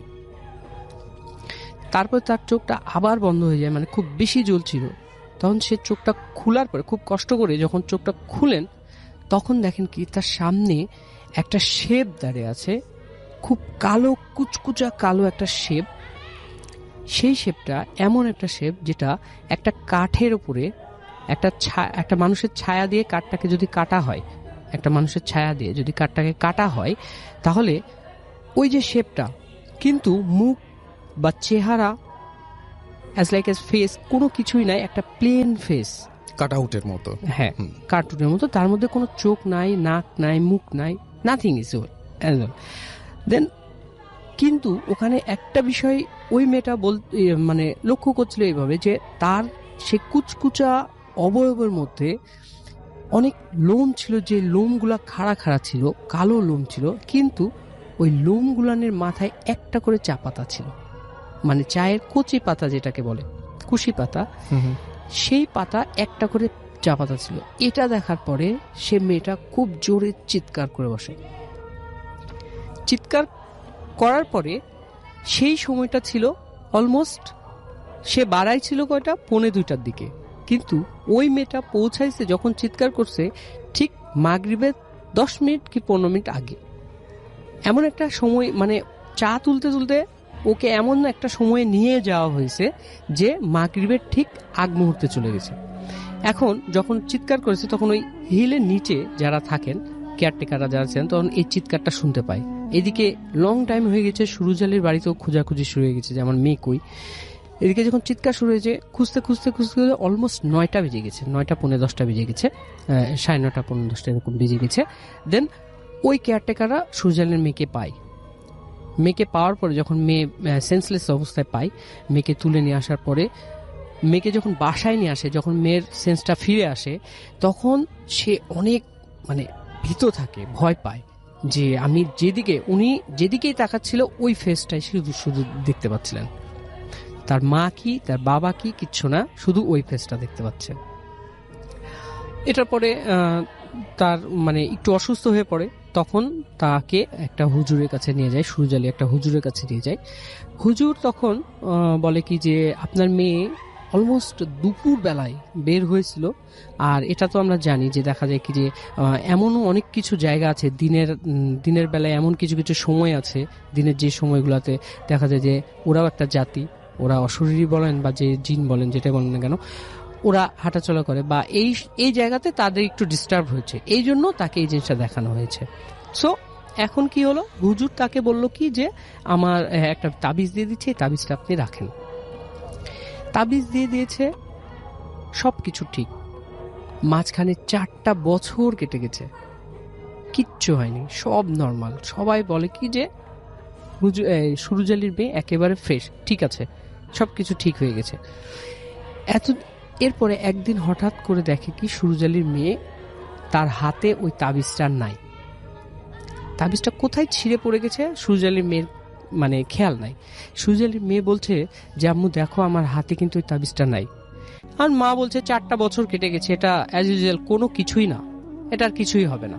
তখন বলল কি, তখন এইভাবে চলতে চলতে একদিনকে কি হলো যে সুরুজ আলীর মা, সুরুজ আলীর স্ত্রী আর সুরুজ আলী চা তুলতে চলে গেছে।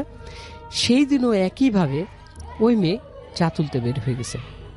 বের হয়ে যেতে যেতে 4 বছর আগে যে ঘটনাটা ঘটেছিল, একইভাবে 4 বছর পরে যে ঘটনাটা ঘটলো, যে সে আবারও টপ অব দি হিল, ওই হিলের একেবারে চূড়ায় উঠে, যে ঠিক একইভাবে তাকে ওই একটা মানে ওয়ার্মি উইন্ড তার গায়ে লাগার পরে তার চোখগুলো একেবারে মানে আবার জ্বলা শুরু হয়। যখন জ্বলা শুরু হয় তখন এই জিনিসটা ও বুঝতে পারে, তখন সে আবার চিৎকার করে। চিৎকার করার পরে বলে কি যে আমাকে তোমরা নিয়ে যাও, আমাকে নিচে নিয়ে যাও। তখন যারা চা তুলছিলেন তারা সবাই মিলে তাকে নিয়ে নিচে নামিয়ে নিয়ে আসেন। নামানোর পরে নিচে যে রাস্তাগুলো থাকে ওই রাস্তার উপরে বসায় তাকে পানি টানি খেতে দেন। পানি টানি খেতে দেওয়ার পরে একেবারে সুরুজ আলীর মেয়ে নর্মাল, কোনো সমস্যা নেই। সবাই মনে করলো যে হ্যাঁ ঠিক আছে, ভালো হয়ে গেছে, আমরা সবাই চা তুলতে যাই। চা তুলতে যাওয়ার পরে যেটা হলো যে সবাই দেখছে যে কালো মেঘ উড়ে আসছে, কিন্তু ওই সময়টা কোনোভাবে মেঘ আসার কথা না, কারণ একটা সানি ডে ছিল। ওই সময়টা হঠাৎ করে কালো এক পশলা মেঘ চলে আসে, সবাই দেখছে মেঘ আসছে, কিন্তু সুরুজ আলীর মেয়ে ওই মেঘগুলাকে খেয়াল করছে যে হ্যাঁ আমার সামনে চলে আসছে, আর ওই মেঘগুলানের মধ্যে মেঘের মতো যে কালোভাবে একটা চলে আসছে, ওইটা সূর্যালের মেঘকে চারিদিক দিয়ে ঘিরে নিচ্ছে। আর সবগুলাই ছিল ওই মানে যে ফেসগুলো ছিল, যে ফেসটা, যে অবয়বটা সে দেখেছে, এই ফেসের চারিদিক দিয়ে তাকে ঘিরে ফেলছে। ঘিরে ফেলার পরে যখন টোটালটা সূর্যালের মেঘকে ঘিরে ফেলেছে, ঘিরে ফেলার পরে কিছুক্ষণ পরে ওই ফেস, ওই অবয়বগুলোর সাথে সাথে সূর্যালের মেয়েও ভ্যানিশ হয়ে যায়। আর সেই সাথে আজও সূর্যালি তার মেয়েকে খুঁজে পায়নি, এখনো পর্যন্ত পাওয়া যায়, এখনো পর্যন্ত পাওয়া যায়নি। এটাই ছিল ঘটনা। ভাইয়া চলে যায় আপনার ঘটনায়। জি, আমি যে ঘটনাটি বলবো সেটি আমার এই বড় ভাইয়ের ভাগ্নের ঘটনা। ঘটনাটি ঘটে 2008 বা 9-এর দিকে, তিনি এক্সাক্ট বলতে পারেননি, 8 অথবা 9-এর দিকে হবে, যেহেতু বছরের শেষের দিকে ছিল। জি। তো ঘটনাটা বেসিক্যালি তার ভাগ্নেকে নিয়ে। তো এখানে যেহেতু কয়েকটা পার্ট আছে ঘটনার, তো লিসেনারদের সুবিধার্থে ধরে নেই সেই ভাগ্নের নাম মামুন, কিন্তু বাস্তবিক অর্থে এই নামের সাথে চরিত্রের কোনো মিল নেই, জাস্ট লিসেনারদের বোঝার সুবিধার জন্য। তো মামুনের ক্লাস 7-এ পরীক্ষা শেষ হলে সে নানার বাড়িতে বেড়াতে আসে, মানে আমার সেই ভাইয়ের বাড়িতে বেড়াতে আসে। তার নানা বাড়িতে তার একটাই বোন ঢাকাতে থাকে। তো আসার পরে যেটা হয়, ছোট মানুষ গ্রামে শহরে থাকে, আবদ্ধ পরিবেশে গ্রামে এসে ছোটাছুটি ঘোরাঘুরি ভালোই লাগে তার। বাড়ির আশেপাশে প্রতিবেশীর অনেক ছোট ছেলে পেলে থাকে। তো হঠাৎ করে একদিন মামুন সচরাচর আমার সেই বড় ভাইয়ের সাথেই ঘুমায়। তো একদিন ঘুমিয়ে আছে, হঠাৎ করে আমার সেই বড় ভাই ঘুম থেকে জেগে দেখে যে মামুন তাদের বাসার মানে রুমের বেলকানির সামনে দাঁড়িয়ে আছে। তাদের বাসাটা দোতলা ছিল এবং একদম যেহেতু গ্রামে ধানি জমির সাথে একদম। তো দেখে মামুন বেলকানির সামনে দাঁড়িয়ে আছে। তো যে বলছে, কেন ভাগ্নে তুমি এখানে দাঁড়িয়ে আছো কেন, ঘুমাও নাই? তখন বলছে, আচ্ছা মামা, তোমাদের এখানে কি শহরের মতো নাইট গার্ড আছে? তো বলছে, না এখানে তো কোনো নাইট গার্ড নাই, তুমি নাইট গার্ড পাও কোথা থেকে? দেখো ওইখানে তাকায় দেখো, একটা লোক দাঁড়িয়ে আছে। তো কই আমার ভাই বলছে, কই আমি তো দেখি না, যত সব ঘুম বাদ দে তোমার বাহানা, আসো ঘুমাতে আসো। আমার ভাই হয়তো ভাবছে ছোট মানুষ, হয়তো কোনো কিছু তার গ্রামে এসে তার কৌতূহল মিটছে না। তো এর কিছুদিন পরে সেই বড় ভাই একটা জিনিস নোটিস করে যে মামুন যখন ঘুমায়, মানে আমার সেই ভাই যখন ঘুম থেকে ওঠে, দেখে তিনি ঠিক আছেন, কিন্তু মামুন মনে হচ্ছে তার উল্টে গেছে। অর্থাৎ আমার সেই বড় ভাইয়ের মুখের কাছে মামুনের পা এবং আমার এই বড় ভাইয়ের পায়ের কাছে মামুনের মুখ। তো বলে যে তুমি এমন করে ঘুমাও কেন? হয়তো ভাবছে যে শহরে থাকে, ঘুমের কোনো হয়তো সমস্যা থাকতেই পারে, অনেকের সমস্যাই থাকে। তো কিন্তু মামুনের প্রতি রাতে এই বেলকনির সামনে ওই লোকের দেখাটা চলতেই থাকে। ওকে এত নিষেধ করা হয়, এত কিছু করা হয়, ও শুনেই না। তো এরকম দিন যাচ্ছে। তো সবাই একটা বিষয় নোটিস করে যে যখন মাগরিবের আজান দেয়, মামুনের মধ্যে কিছু চেঞ্জ আসা শুরু করে। ও খেতে চায় না রাতে, মানে কান্নাকাটি করে, মাঝে মাঝে খুব রেগে গেলে বকাবকি করে, যেটা আমার ভাই থেকে যেরকম শুনছি। তোকে অনেক বোঝানো হয়, হয়তো ভাবছে যে মা বাবা থেকে হয়তো কয়েকদিন দূরে আছে, একটু সমস্যা হচ্ছে। কিন্তু সবাই একটা বিষয় নোটিস করে, তার সমস্যা মাগরিবের আজানের পরে হয়। তো আস্তে আস্তে এরকম সমস্যা হচ্ছে। তো সবাই ভাবছে এখন কি হলো, মানে খাওয়া দাওয়া ঠিক মতো করে না, মানে শরীরে অরুচির জন্যই হয়েছে কিনা। তো একদিন বাসায় কেউ নেই, আমার মানে মামুনের নানি, আমার মানে সেই বড় ভাইয়ের মা আছে ওখানে। তো নিচতলায় যেহেতু তারা গ্রামের পরিবেশে ধান টান হয়তো নাড়াচাড়া করছে। তো এমন সময় মামুন কে একটা মানে তাদের বাড়িতে একটা হুজুর টাইপের একজন আসেন। তো উনি দেখেই মামুনের নানিকে বলেন যে, আচ্ছা এই ছেলেটার কি কোনো সমস্যা মা? তো বলছে, হ্যাঁ আমার নাতি এরকম করে, মাগরিবের আজান দিলেই দেখেন বাবা এরকম শুরু করে, কি করা যায়, একটু দোয়া টোয়া পড়ে দেন। তো বলছে, আসলে দেখ এখন তো সময় খারাপ, বাচ্চা মানুষ, এর দিকে নজর লাগছে। তো বলছে, নজর কেমন? বলছে, ও তুই বুঝবি না, যদি সারাতে চাস একটু কষ্ট করতে হবে। বলছে, কি কষ্ট? বলছে, কিছু না, আপনার নাতির একটু হাতের একটু রক্ত লাগবে, কয়েক ফোঁটা। তো বলছে যে ছোট মানুষ, রক্ত লাগবে? বলছে, না সমস্যা নেই, 2-1 ফোঁটা, এটা কোনো বিষয় না, ও ঠিক হয়ে যাবে। যেহেতু ওর উপর একটা বদ জিনের আসর পড়ছে, ওর চিকিৎসা করতে হবে। তো যথারীতি সরল মনা বুঝে তার নানি এই কাজটা করে। তো এই ঘটনার কিছুদিন পর থেকে মামুনের মধ্যে আর বেশি মানে চেঞ্জ আসে। সে একদম কারোর সাথে কথা বলে না, খেতে চায় না, খাওয়াতে হলেও জোর করে খাওয়াতে হয়।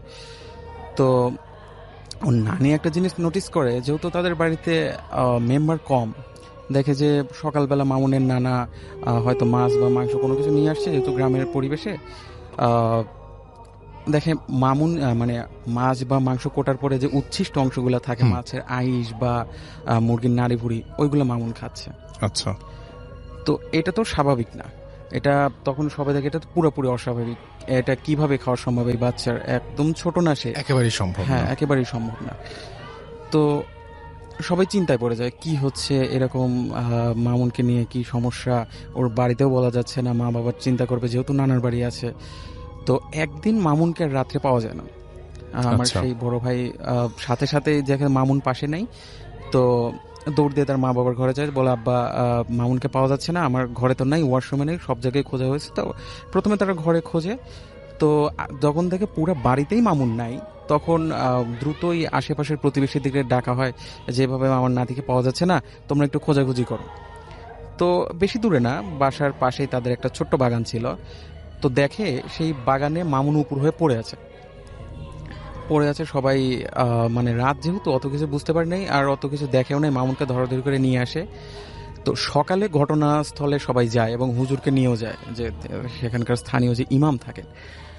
তো গিয়ে দেখেন ওখানে মানে স্কেচ করে, মানে মানে মাটিতে ভর দিয়ে না, মানে স্কেচ করে মাটির উপর কিছু লেখা আরবির মতো। তো আমার সেই ভাই বলে যে হুজুর কি লেখা? তো হুজুর বলেন এটা সরাসরি আরবি না, আরবির মতো হলেও এটা উর্দু ভাষা, কারণ আচ্ছা। উর্দুতে আরবির কিছু মানে অতিরিক্ত কিছু ওয়ার্ড আছে। তো বলে কি বুঝছেন আপনি? তো বলছে যে আসলে তেমন কিছু না, দেখা যাক কি হয়, কয়টা দিন যেতে যাও, ওকে দোয়া দরুদ পড়ে দেবো, ঠিক হয়তো হয়ে যাবে। তো এরপরে কয়েকদিন পরে আরো ভয়াবহ ঘটনা হয়। সকালবেলা পাশের তাদের প্রতিবেশী মামুনের নানিকে জোরে জোরে ডাকছে, খালাম্মা তাড়াতাড়ি নিচে আসেন, খালাম্মা তাড়াতাড়ি নিচে আসেন। তো বলছে কি হয়েছে? তাড়াতাড়ি নিচে আসেন। তো বলছে আপনার নাতির কি কোনো শারীরিক সমস্যা? বলছে কেন, কি হয়েছে? তো বলছে দেখেন কি করছে।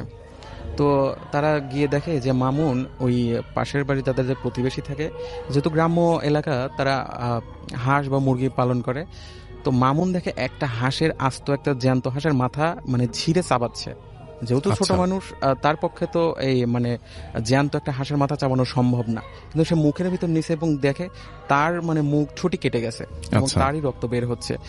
যেহেতু তার পক্ষে এই জ্যান্ত একটা হাঁসের মাথা চাবানো সম্ভব না, তো কান্নাকাটি শুরু করে দেয় মামুনের নানি। মামুনের নানা আসার পরে বলে যে দ্রুত কিছু করেন, আমার নাতির মানে দিন দিন তো অবস্থা খারাপ হচ্ছে। আর একটা কথা বলে রাখা ভালো, মামুন এর মধ্যে কোনোভাবেই খাওয়া দাওয়া করছে না, মানে তাকে যদি খাওয়াতেও হয় জোর করে খাওয়াচ্ছে, কিন্তু তার নজর ওই খাবারের উচ্ছিষ্ট অংশের দিকে, মানে যত ময়লা জিনিস আছে সেগুলো সে খাবে। তো এরকম হওয়ার পরে মামুনের নানা আসার পরে সে ভাইকে নিয়ে বলছে যে আচ্ছা আজকে এশার নামাজের পরে দেখি হুজুরের কাছে নিয়ে যাই, ওকে নিয়ে যাই, দেখি কি হয়। তো এর মধ্যে বলে রাখা ভালো, মামুন সেই মানে যখন তাকে রাত্রে বাগান থেকে উদ্ধার করা হলো, তারপর থেকে তার পায়ের সমস্যা বলতে তার একটা গোড়ালে হালকা বাঁকা হয়ে গেছে এবং সে পা সোজা করতে পারছে না। সবাই ভাবছে হয়তো রাত্রে হয়তো দৌড় দিছে, হয়তো পায়ে কোনো ব্যথাও পেতে পারে। তো রাত্রে হুজুরের কাছে যাওয়া হয় এশার নামাজের পরে। হুজুর বলেন যে আমরা তো এমনি তো জানা সম্ভব না ওর সাথে কি হয়েছে, তো এটা জিনদের মাধ্যমে জানতে হবে, যেহেতু এটা আমাদের জানার বাইরে কি হয়েছে।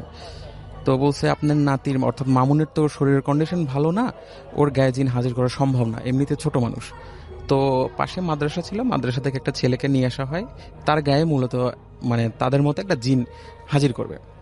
তো এশার নামাজের পরে খেয়ে দিয়ে তাদের যথারীতি রিচুয়াল অনুযায়ী সেই ছেলের গায়ে জিন আসে। তো জিন এসে সালাম দিয়ে বলে হুজুর আমাকে এখন ডাকলেন কেন? তো বলছে কেন, তোমার কি কোনো সমস্যা? তখন বলছে না আমাদের এখানে তো নামাজের সময়। তো বলছে কি বলো, নামাজ তো হয়ে গেছে 1 ঘন্টা আগে। তো বলছে না আমরা এখন মাগরিব পড়বো, আমি এখন আপনি ডাকছেন, আমি কায়রো থেকে আসছি। তখন বলছে যে আচ্ছা এই যে বাচ্চাটাকে দেখছো, এই বাচ্চার কি সমস্যা দেখো। তো বলছে হুজুর আমি তো জানি না, আমাকে একটু সময় দেন। তো আমার ভাই যেটা বলে যে বেশি না, হয়তো 1 মিনিট বা তার একটু বেশি সময় পরে জিনটা আবার চলে আসে। তো আসার পরে বলে যে আসলে এই ছেলের সাথে কি হয়েছে এটা আমি বলতে পারবো না, কারণ এর সাথে যা হয়েছে সেটা অনেক বড় পর্যায়ে এবং যারা অরিজিনাল শয়তানের উপাসক সেই সকল জিনই এর পিছনে লাগছে। তো আমার এটা আমার সাধ্যের বাইরে এটা, তো আপনার অন্যদিকে দেখেন।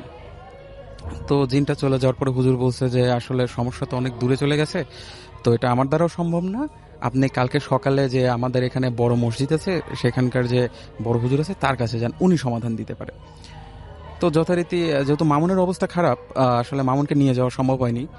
আহ, তা আমার ওই ভাই আর তার আব্বাই অর্থাৎ মামুনের নানা যায় সকালে, তো গিয়ে হুজুরকে সব বলে। তো হুজুর বলে আচ্ছা আর সমস্যা নেই, আমি হয়তো আসরের নামাজ পড়ে আসবো, যেহেতু আসরের নামাজের পরে সময়টা একটু বেশি পাওয়া যায়, আমি আসবো, সমস্যা নেই। তো আসে, তার সঙ্গীর সাথে মানে মাদ্রাসার কয়েকটা ছেলেকে নিয়ে আসে। আসার পরে সব বুঝে শুনে বলে যে আসলে তিনি বলেন আসলে এই ছেলের সাথে যাওয়া অনেক খারাপ কিছু হয়েছে, অর্থাৎ মামুনের নিজের বংশের, যেহেতু এটা নানার বাড়ি, তার দাদার বংশের কেউ ওকে ব্ল্যাক ম্যাজিক করছে, এবং ছোট মানুষ, এবং ব্ল্যাক ম্যাজিকটা যথাযথভাবে হয়েছিল না, এবং ওকে পুরাপুরি কাবু করার জন্য ওদেরই কেউ ওই রক্তটা সংগ্রহ করে, এবং যার ফলে মামুনকে পুরোপুরি প্রজেস্ট করা হয়, এবং এখন একদম ন্যারো পর্যায়ে চলে গেছে যেখান থেকে ব্যাক করা সম্ভব না। তো কি করা যায়, বলছে আমার নাতিকে বাঁচান, আমি আমার মেয়ে বা জামাই বা মেয়ের কাছে কি জবাব দেব? তখন বলছে আচ্ছা একটা উপায় আছে, সেটা হচ্ছে এই জিনকে তাড়ানো যাবে না, একে যদি হয়, একে আমি 3 বার বলবো, একে একদম নিঃশেষ করে দিতে হবে পুড়িয়ে, যেহেতু এটা বদ জিন। তো বলছে আপনি যেটা ভালো হয় করেন, কিন্তু একটু দ্রুত করেন, যেহেতু ওর অবস্থা খুবই খারাপ হচ্ছে দিন দিন। তো বলে আচ্ছা আমি তো এখন তো সম্ভব না, এটার জন্য কিছু প্র্যাকটিসের দরকার, প্রিপারেশনের দরকার, আমি কালকে আসি।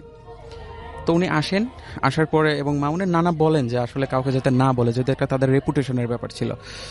তো ঠিক আসরের নামাজের পর পরের দিনে ছাদে যান সবাই, খুব বেশি মানুষ না, শুধু মামুনের নানা আর আমার ওই ভাই অর্থাৎ মামুনের মামা, যিনি আমাকে ঘটনা বলেছেন। তো হুজুর আগে থেকেই বলেন যে এই জিনকে পুরোপুরি কাবু করতে হলে একটা প্রাণীর লেজের মাংস, মানে যে নরম মাংস আছে সেটা লাগবে। আমাকে উনি বলেননি, আমার ভাইও বলেননি কোন প্রাণী, এটা আসলে তিনি বলেননি, হুজুর নাকি বলতে মানা করছে, আমাকে তিনি এটা শেয়ার করেননি। তো যাই হোক, হুজুর বড় করে 4টা দাগ দেন ছাদের ওপরে, এবং পড়া পানি ছিটিয়ে দেন, এবং মামুনের চোখের দিকে, চোখের এক পাশে যে কোনো এক চোখের পাশে মানে মেন্থল টাইপের গন্ধযুক্ত, আমার ভাই যেটা আমাকে যেভাবে বলেন এমন কিছু লাগিয়ে দেন, ওকে বসিয়ে দেন। বসিয়ে দেওয়ার পরে উনি দোয়া পড়তে শুরু করেন, এবং মামুনের মানে মামুন কোনোভাবে মুখ খুলছিল না, মানে এমনিতে সে খুব দুর্বল, সে যে কিছু করবে অঙ্গভঙ্গি সেটাও না, শুধু মুখ দিয়ে ফেনা উঠছিল, মানে লালা পড়ছিল অঝরে, এবং চোখও তুলতে পারছিল না, কিন্তু একটা গোঙানির মতো শব্দ হচ্ছিল ওর মুখ দিয়ে, এবং মানে কন্টিনিউয়াসলি ওর মুখ দিয়ে লালা পড়তেছিল। তো ইন দ্য মিন টাইম হুজুর যে 4টা ছেলে ছিল, যে মানে স্কোয়ার শেপে দাগটা দেন, 4 কোণায় 4জন মাদ্রাসার ছেলেকে দাঁড় করে দেন, এবং হুজুর ইঙ্গিত দেন। তো ইঙ্গিত দেওয়ার সাথে সাথে 4জন একসাথে আজান শুরু করে দেয়, একই সাথে আজান শুরু করে দেয়, এবং হুজুরও তার রিচুয়াল শুরু করে দেয়। রিচুয়াল শুরু করে দেওয়ার পরে মামুনের মানে বাম হাতের মধ্যমা ধরে তিনি দোয়া শুরু করেন, এবং জোর করে হলেও যে কোনোভাবে ওর মুখে সেই মাংসের অংশটা গুজে দেন, এবং কিছুক্ষণ মামুন হুজুরের সাথে ধস্তাধস্তি করার পরে যেই আজানটা শেষ হয়, মামুনের মানে নিস্তেজ দেহ ওখানে পড়ে যায়। তো হুজুর বলেন আশা করি যে আমি সাকসেস হয়েছি, জিনটা নাই, কিন্তু মামুনের যে কন্ডিশন, জিন যে ওর এই কয়েকদিনে যে ক্ষতি করছে, ওর শারীরিক ক্ষতি, এটা এই ট্রিটমেন্টটা হবে না, ওকে মানে জেনারেল ট্রিটমেন্ট করতে হবে। তো মামুনের জ্ঞান অনেক মানে কয়েক ঘন্টা পরে ফেরে, সে মানে তখনও কোনো কথা বলছিল না, তাকে সাথে সাথেই একটা হাসপাতালে নিয়ে যাওয়া হয় স্থানীয়, ওখানেই চিকিৎসা করা হয়, পরে তাকে অর্থোপেডিক্স ডাক্তারও দেখানো হয় তার পায়ের জন্যে। তো এই ছিল মোটামুটি ঘটনা। এরপর থেকে আসলে মামুন এখনো মোটামুটি সুস্থ, এখন বেশ বড় হয়ে গেছে। থ্যাংক ইউ সো মাচ, আপনার ঘটনার জন্য আপনাকে ধন্যবাদ। এবং ব্ল্যাক ম্যাজিকের ভয়াবহতা এই ঘটনায় ফুটে উঠেছে আরো একজন অতিথির কাছে, এবং তিনি দ্বিতীয় অতিথি ছিলেন আমাদের। আমরা তার কাছে আবারও ফিরে যাচ্ছি। আপনার নামটা প্লিজ আরো একবার বলবেন, কোথা থেকে এসেছেন, তারপর আপনার ঘটনায় যাব।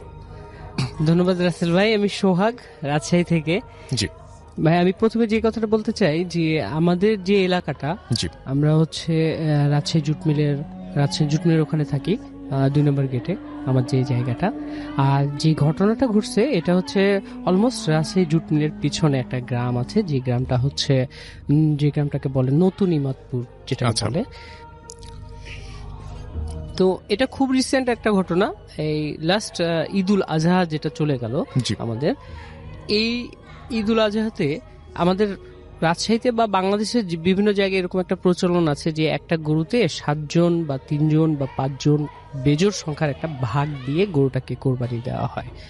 তো এরকমই একটা ঘটনা ঘটছে যে ওই গ্রাম থেকে 7 জন লোক ঈদুল আজহার জন্য গরু কিনতে যাবে। আমাদের ওখানে যে হাই স্কুল মাঠ আছে, মাসকাটা দিকে স্কুল মাঠ, এটা অনেক বড় একটা মাঠ। আর এই মাঠে প্রত্যেক বছর ইয়ারলি যে গরু ছাগলের যে হাটটা বসে, এখানে অনেক বড় একটা হাট বসে। আচ্ছা, দেন আমরা কাটাখালী বাজারের পাশেই হাটের মাঠটা, স্কুল মাঠটা। তো ওখান থেকে কিছু দূর গেলেই হচ্ছে এই গ্রামটা, যে অলমোস্ট 2 কিলো দূরে পায়ে হেঁটে যাওয়া যায়, পিচ ঢালা রাস্তা আছে। আর আদর্শ কলেজের পাশ দিয়ে যেতে হয় এই জায়গাটা। তো ওই 7 জন ভাগী যারা ছিলেন তারা অলমোস্ট একটা সুন্দর দেখে একটা গরু কিনেছিলেন। কিন্তু 7 জন ভাগীর মধ্যে একজনের সাথে তার ছোট্ট একটা 4 থেকে 5 বছর বয়সী একটা বাচ্চা ছিল। আচ্ছা, উনার সাথে গেছিল, গরু কিনবে, বাবা গরু কিনবে, আমিও দেখতে যাব এই ভেবে হচ্ছে ওই ছেলেটাকে নিয়ে আসে উনি। তো অ্যাজ ইউজুয়াল উনি হচ্ছে গরু কিনে, ওনারা সবাই মিলে গরু একটা সুন্দর দেখে একটা গরু কিনে নিয়ে আসার পরে যখন তারা আস্তে আস্তে অলমোস্ট 1 কিলো রাস্তা পার হয়ে গেছে, যখন আদর্শ কলেজের যে জায়গাটা ক্রস করে, ওই জায়গাটা কিন্তু অনেকটা ফাঁকা শুনশান জায়গা। এক পাশে হচ্ছে ক্যানেল আছে, আর এক পাশে হচ্ছে কুসুর মানে আখ ক্ষেত যেটাকে আমরা বলি। তো এই আখ ক্ষেতের পাশ দিয়ে রাস্তাটা। তো যাওয়ার সময় গরুটা হঠাৎ করে একটা বিরূপ ধরনের আচরণ করতে লাগে। মানে এতক্ষণ গরুটা খুব ভালোভাবে আসছিল, এরপরে কি হলো যে গরুটা খুব মানে লাফালাফি শুরু করলো। মানে অনেক বড় গরু ছিল, সো সবাই মিলে দড়ি টানা দিয়ে ধরে গরুটাকে কষ্ট করে নিয়ে আসে। গরুটা একসময় এদিকে ছুটে যেতে চায়, একসময় ওদিকে ছুটে যেতে চায়। আসলে এটা এতক্ষণ ছিল না, বাট হঠাৎ করে এই জিনিসটা শুরু হয়ে গেল। ঠিক আছে, মানে ওই যে বাচ্চাটা ঘুরছে ফিরছে, কিন্তু গরুটা হচ্ছে খুব লাফালাফি শুরু করেছে। গরুটার ওই জায়গায় থাকবে না এরকম, বা ওই রাস্তা দিয়ে যাবে না। তারপরেও কষ্ট করে নিয়ে যাওয়া হয়। নিয়ে যাওয়ার পরে একটা বিদ্যুতের পোল আছে, ইলেকট্রিসিটি পোল যেটাকে আমরা বলি, এই পোলের সাথে ওই গরুটাকে বাঁধা হয়। বাঁধার পরে যে ঘটনাটা ঘটে, যে গরুটা এত পরিমাণ লাফাদাফা শুরু করে যে ওই পোলটাকে আস্তে আস্তে নড়ানো শুরু করেছে। তো সবাই বলছে যে যেহেতু গরুটা খুব বেশি লাফালাফি করছে, সো আমরা করি কি, পোলটা বেশি ঝুঁকছে বা নড়ছে, হয়তো বা কারেন্টের তার যদি একটা ইলেকট্রিসিটি তার যদি ছিঁড়ে যায়, এটা দুর্ঘটনা হতে পারে, আমরা এখান থেকে খুলে তাকে একটা মানে খুঁটি পুঁতে, শক্ত করে একটা খুঁটি পুঁতে গরুটাকে বেঁধে দিয়েছে। এবার যে ঘটনাটা, যে সবাই গরুটাকে খেতে দিচ্ছে, কিন্তু গরুটা খাচ্ছে না, গরুটা ওই রকম লাফালাফি করতেই আছে। এখন ঘটনা হচ্ছে যে গরুটা কেন লাফালাফি করছে, মূল বিষয়টা হচ্ছে ওই যে বাচ্চাটা ছিল 3 থেকে 4 বছরের যে বাচ্চাটা, এই বাচ্চাটা অনেক সুন্দর একটা বাচ্চা ছিল। রোড থেকে আসার সময় ওই আদর্শ কলেজ যখন ক্রস করেছে, তখন এই ছেলেটার সাথেই সমস্যাটা হয়েছে। আর আমরা তো জানি যে পশু পাখি জীব জানোয়ার যেটাই বলি না কেন, ওরা এই জিনিসগুলাকে খুব ভালোভাবে করতে পারে, অবলোকন করতে পারে। সো ওই বাচ্চাটাকে যখনই দেখছে গরুটা, তখনই লাফালাফি শুরু করছে। তো এইভাবে হতে হতে একটা সময় প্রায় সন্ধ্যার আগে হয়ে যায়। তখন ওনার মা ওনাকে ওই বাচ্চাটাকে নেওয়ার জন্য চলে এসছে। বাচ্চাটা সরছে না, বাচ্চাটাকে বলছে যে তুমি গরুর কাছ থেকে সরে যাও। বাচ্চাটা শুধু গরুর কাছেই চলে যাচ্ছে, আর গরুটা এটা দেখে খুব লাফাচ্ছে। এবারে কি হচ্ছে যে ওর মা যখন বাচ্চাটাকে জোর করে নিয়ে আসছে, তখন দেখছে ওর জামা কাপড়গুলো ছেঁড়া, মানে ছেঁড়া বলতে কি খোলা খুলে আছে। আচ্ছা, তখন ওর মা ওকে ফ্রেশ করার জন্য, মানে হাত মুখ ধুয়ে ঘরে নেওয়ার জন্য যখন জামা কাপড়গুলো খুলেছে, তখন দেখছে পুরো গায়ে হচ্ছে কালো দাগ। যে বাচ্চাটার গায়ে কখনোই কোনো দাগ থাকার কথা না, সুন্দর একটা বাচ্চা, ফর্সা একটা ছেলে, কিন্তু ওর গোটা গায়ে কালো দাগ। এখন ওর মা এটা নিয়ে খুব চিন্তিত হয়ে পড়ে যে ফুলে গেছে, লাল ফুলেছে, কালো হয়ে গেছে, এরকম কিছুটা নতুন হচ্ছে, কিছুটা পুরনো হয়ে গেছে, এরকম দাগ। সো তখন ওর মা বলছে কি যে তাহলে ডাক্তারের কাছে নিয়ে যাই। আমাদের কাটাখালিতে এরকম 2-3 জন ডাক্তার আছে, নামকরা ডাক্তার আছে, তো সেরকমই একজনের কাছে নিয়ে গেছেন। তো উনি ওই যে অ্যালার্জি ভেবে উনাকে ওই বাচ্চাটাকে কিছু ওষুধ দিয়েছে। ওষুধ দেওয়ার পরে খাওয়ানোর পরে এদিকে আর কিছুদিন মধ্যে ঈদ আছে সামনে, তো খাওয়ানোর পর আরো বেশি হয়ে গেছে। বেশি হওয়ার পরে ওনারা আবার আরেক ডাক্তারের কাছে, আমাদের কাটাখালী বাজারে আরেক ডাক্তারের কাছে নিয়ে গেছেন। উনাকে চর্ম বিশেষজ্ঞ বলা হয়, চর্ম শিশু বিশেষজ্ঞ, উনার কাছে নিয়ে গেছেন।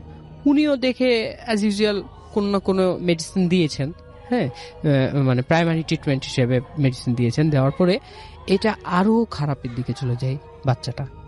তখন কোনো কিছু আকপিচ না ভেবে উনার মা বলে কি যে আমার ছেলেটাকে একটু কোনো একটা হুজুর কাছে দেখাই। তো এইভাবে করতে করতে তিনি তাদেরই গ্রামে, ওই ইমাদপুর নতুনপাড়া গ্রামে একজন ফিমেল কবিরাজের কাছে নিয়ে যান। আচ্ছা, বাচ্চাটাকে, কবিরাজের নাম আমি বলছি না, একজন ফিমেল, উনি একজন। তো ওনার কাছে নিয়ে যাওয়ার সাথে সাথে, ঘরে ঢুকানোর সাথে সাথে উনি বলছেন যে আপনারা কি করেছেন, এই বাচ্চাটা যদি আর 2 দিন থাকে বাচ্চাটা তো মারা যাবে। তখন বলছে কেন, বাচ্চার কি হয়েছে? তখন বলছে যে আমি বাচ্চার কি হয়েছে এটা পরে বলবো, আপনারা আগে আমাকে 7 ধরনের শুকনা খড়ি নিয়ে আসবেন। আই মিন 7 ধরনের বলতে 7টা খড়ি 7টা গাছের, যেমন আম গাছ হতে পারে, জাম গাছ হতে পারে, কাঁঠাল গাছ হতে পারে, এগুলো না খড়ি হয়, মানে খড়ি বলতে লাকড়ি যেটাকে পুড়ায় আমরা, এই লাকড়ি কিন্তু 7 ধরনের হতে হবে। এই 7 ধরনের শুকনা লাকড়ি আমার কাছে নিয়ে আসেন। তো নিয়ে আসার পরে উনি বলছে কি যে এই শুকনা লাকড়িগুলো আমি পড়ে দিচ্ছি, এই লাকড়িগুলা 3 রাস্তার মাঝখানে, 3 রাস্তার মাথা যেখানে 3টা রাস্তা একসাথে, ওই জায়গায় নিয়ে যে ছেলেটাকে বসায়, ছেলেটার সামনে এই লাকড়িগুলা পুড়াই ফেলবেন। আর সাথে কিছু মানে প্রিয়জন যারা, মানে আত্মীয় স্বজন যারা ওই বাচ্চাকে যারা খুব ভালোবাসেন বা বাচ্চার যাদেরকে খুব ভালোবাসে তারা থাকবেন। তো ঠিক আছে, দেন ওই বাচ্চাকে নিয়ে ওর মা, ওর বাবা আর যে কজন আছে ওদের পরিচিত ওখানে গেছে। যাওয়ার পরে ওই লাকড়িগুলোতে আগুন ধরাই দিয়েছে। যখন আগুন ধরাই দিয়েছে, আর পাশে ওই বাচ্চাটাকে নিয়ে যখন আগুন ধরাই দিয়েছে, তখন দেখছে কি ওই বাচ্চার শরীর থেকে একটা কালো ছায়া, কাইন্ড অফ ব্ল্যাক শেড, এটা হচ্ছে আস্তে আস্তে বের হয়ে যাচ্ছে ওই বাচ্চার শরীর থেকে।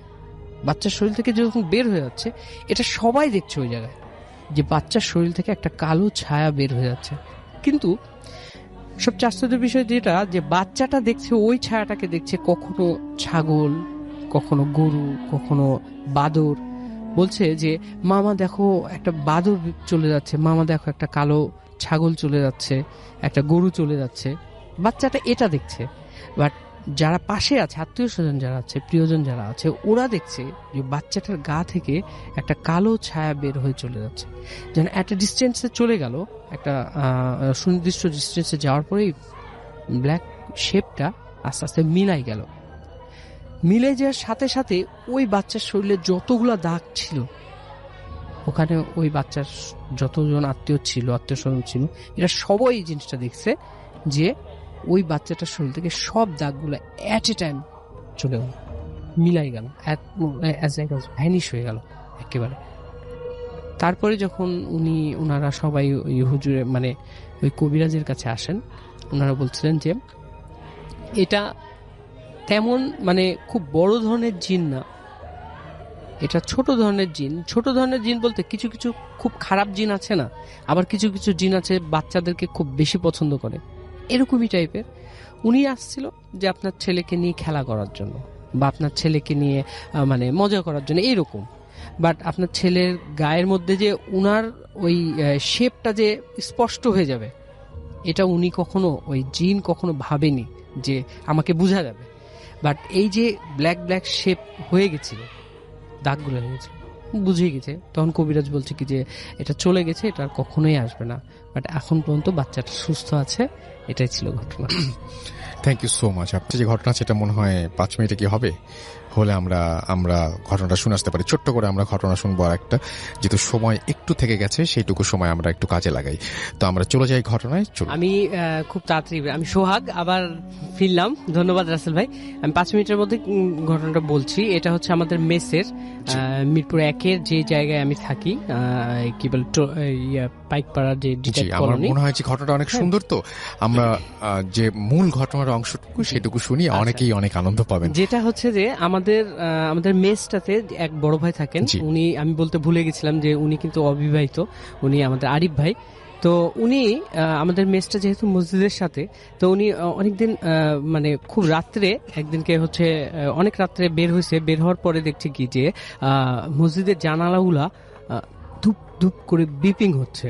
তো এটা শোনার পরে সব জানালাগুলা যখন এরকম বিপিং হওয়া শুরু হয়েছে, তখন ওনাকে কেউ একজন, মানে ইমাম সাহেব হোক আর মঞ্জিম সাহেব হোক, কোনো একজন বলেছিলেন যে এনারা রাত্রেবেলায় নামাজ পড়তে আসেন, তো রাত্রেবেলায় এদিকে আসেন না। তো এইভাবে উনি শোনার পরে এটা খুব দৌড়ে ওখান থেকে চলে আসেন। আসার পরে দেখেন কি যে আমাদের মেসে যে ঢুকতে যে গেটটা, এই গেটে এমন কালারের একটা বিড়াল দাঁড়িয়ে আছে। বিড়ালটা অসম্ভব বড় আকারের ছিল আর ভিন্ন টাইপের একটা রং। আমরা সচরাচর দেখি কালো বিড়াল, সাদা বিড়াল, হলুদ বিড়াল, লাল বিড়াল, কিন্তু এটা একেবারেই ভিন্ন একটা রং। বাস ওটা দেখে উনি খুব তাড়াতাড়ি ওখান থেকে চলে আসেন। আসার পরে, এটা খুব রিসেন্ট একটা ঘটনা, আর ওই ঘটনার পরে বিড়ালটা দেখার পরে উনি চলে আসেন ঘরের মধ্যে। আসার সময় আমাদের যে রান্নাঘর, মেসের যে রান্নাঘর, এই রান্নাঘরে একটাই গেট, এই রান্নাঘরে অন্য পাশ থেকে ঢোকার কোনো ওয়ে নাই। এই রান্নাঘরের মধ্যে মনে হচ্ছে কয়েকজন মিলে সব মানে ইয়েগুলা, মানে বাসন কোসনগুলো নড়াচড়া করলে যেরকম যেমন আওয়াজ হয়, এইরকম আওয়াজ শুরু করেছে, অ্যাজ লাইক অ্যাজ ঝনমন ঝনমন ঝনমন এরকম আওয়াজ। তো ইনি এটা দেখে তাড়াতাড়ি করে চলে আসেন রুমের মধ্যে। জাস্ট এই মানে লাস্ট ইলেকশন ডেট, মানে 30 তারিখে উনি ভোটের কাজের জন্য উত্তরায় একটা ইয়ে পান, পোস্টে ওনাকে নিয়োগ দেওয়া হয়। তো কাজ শেষে 30 তারিখ রাত্রে উনি চলে আসেন।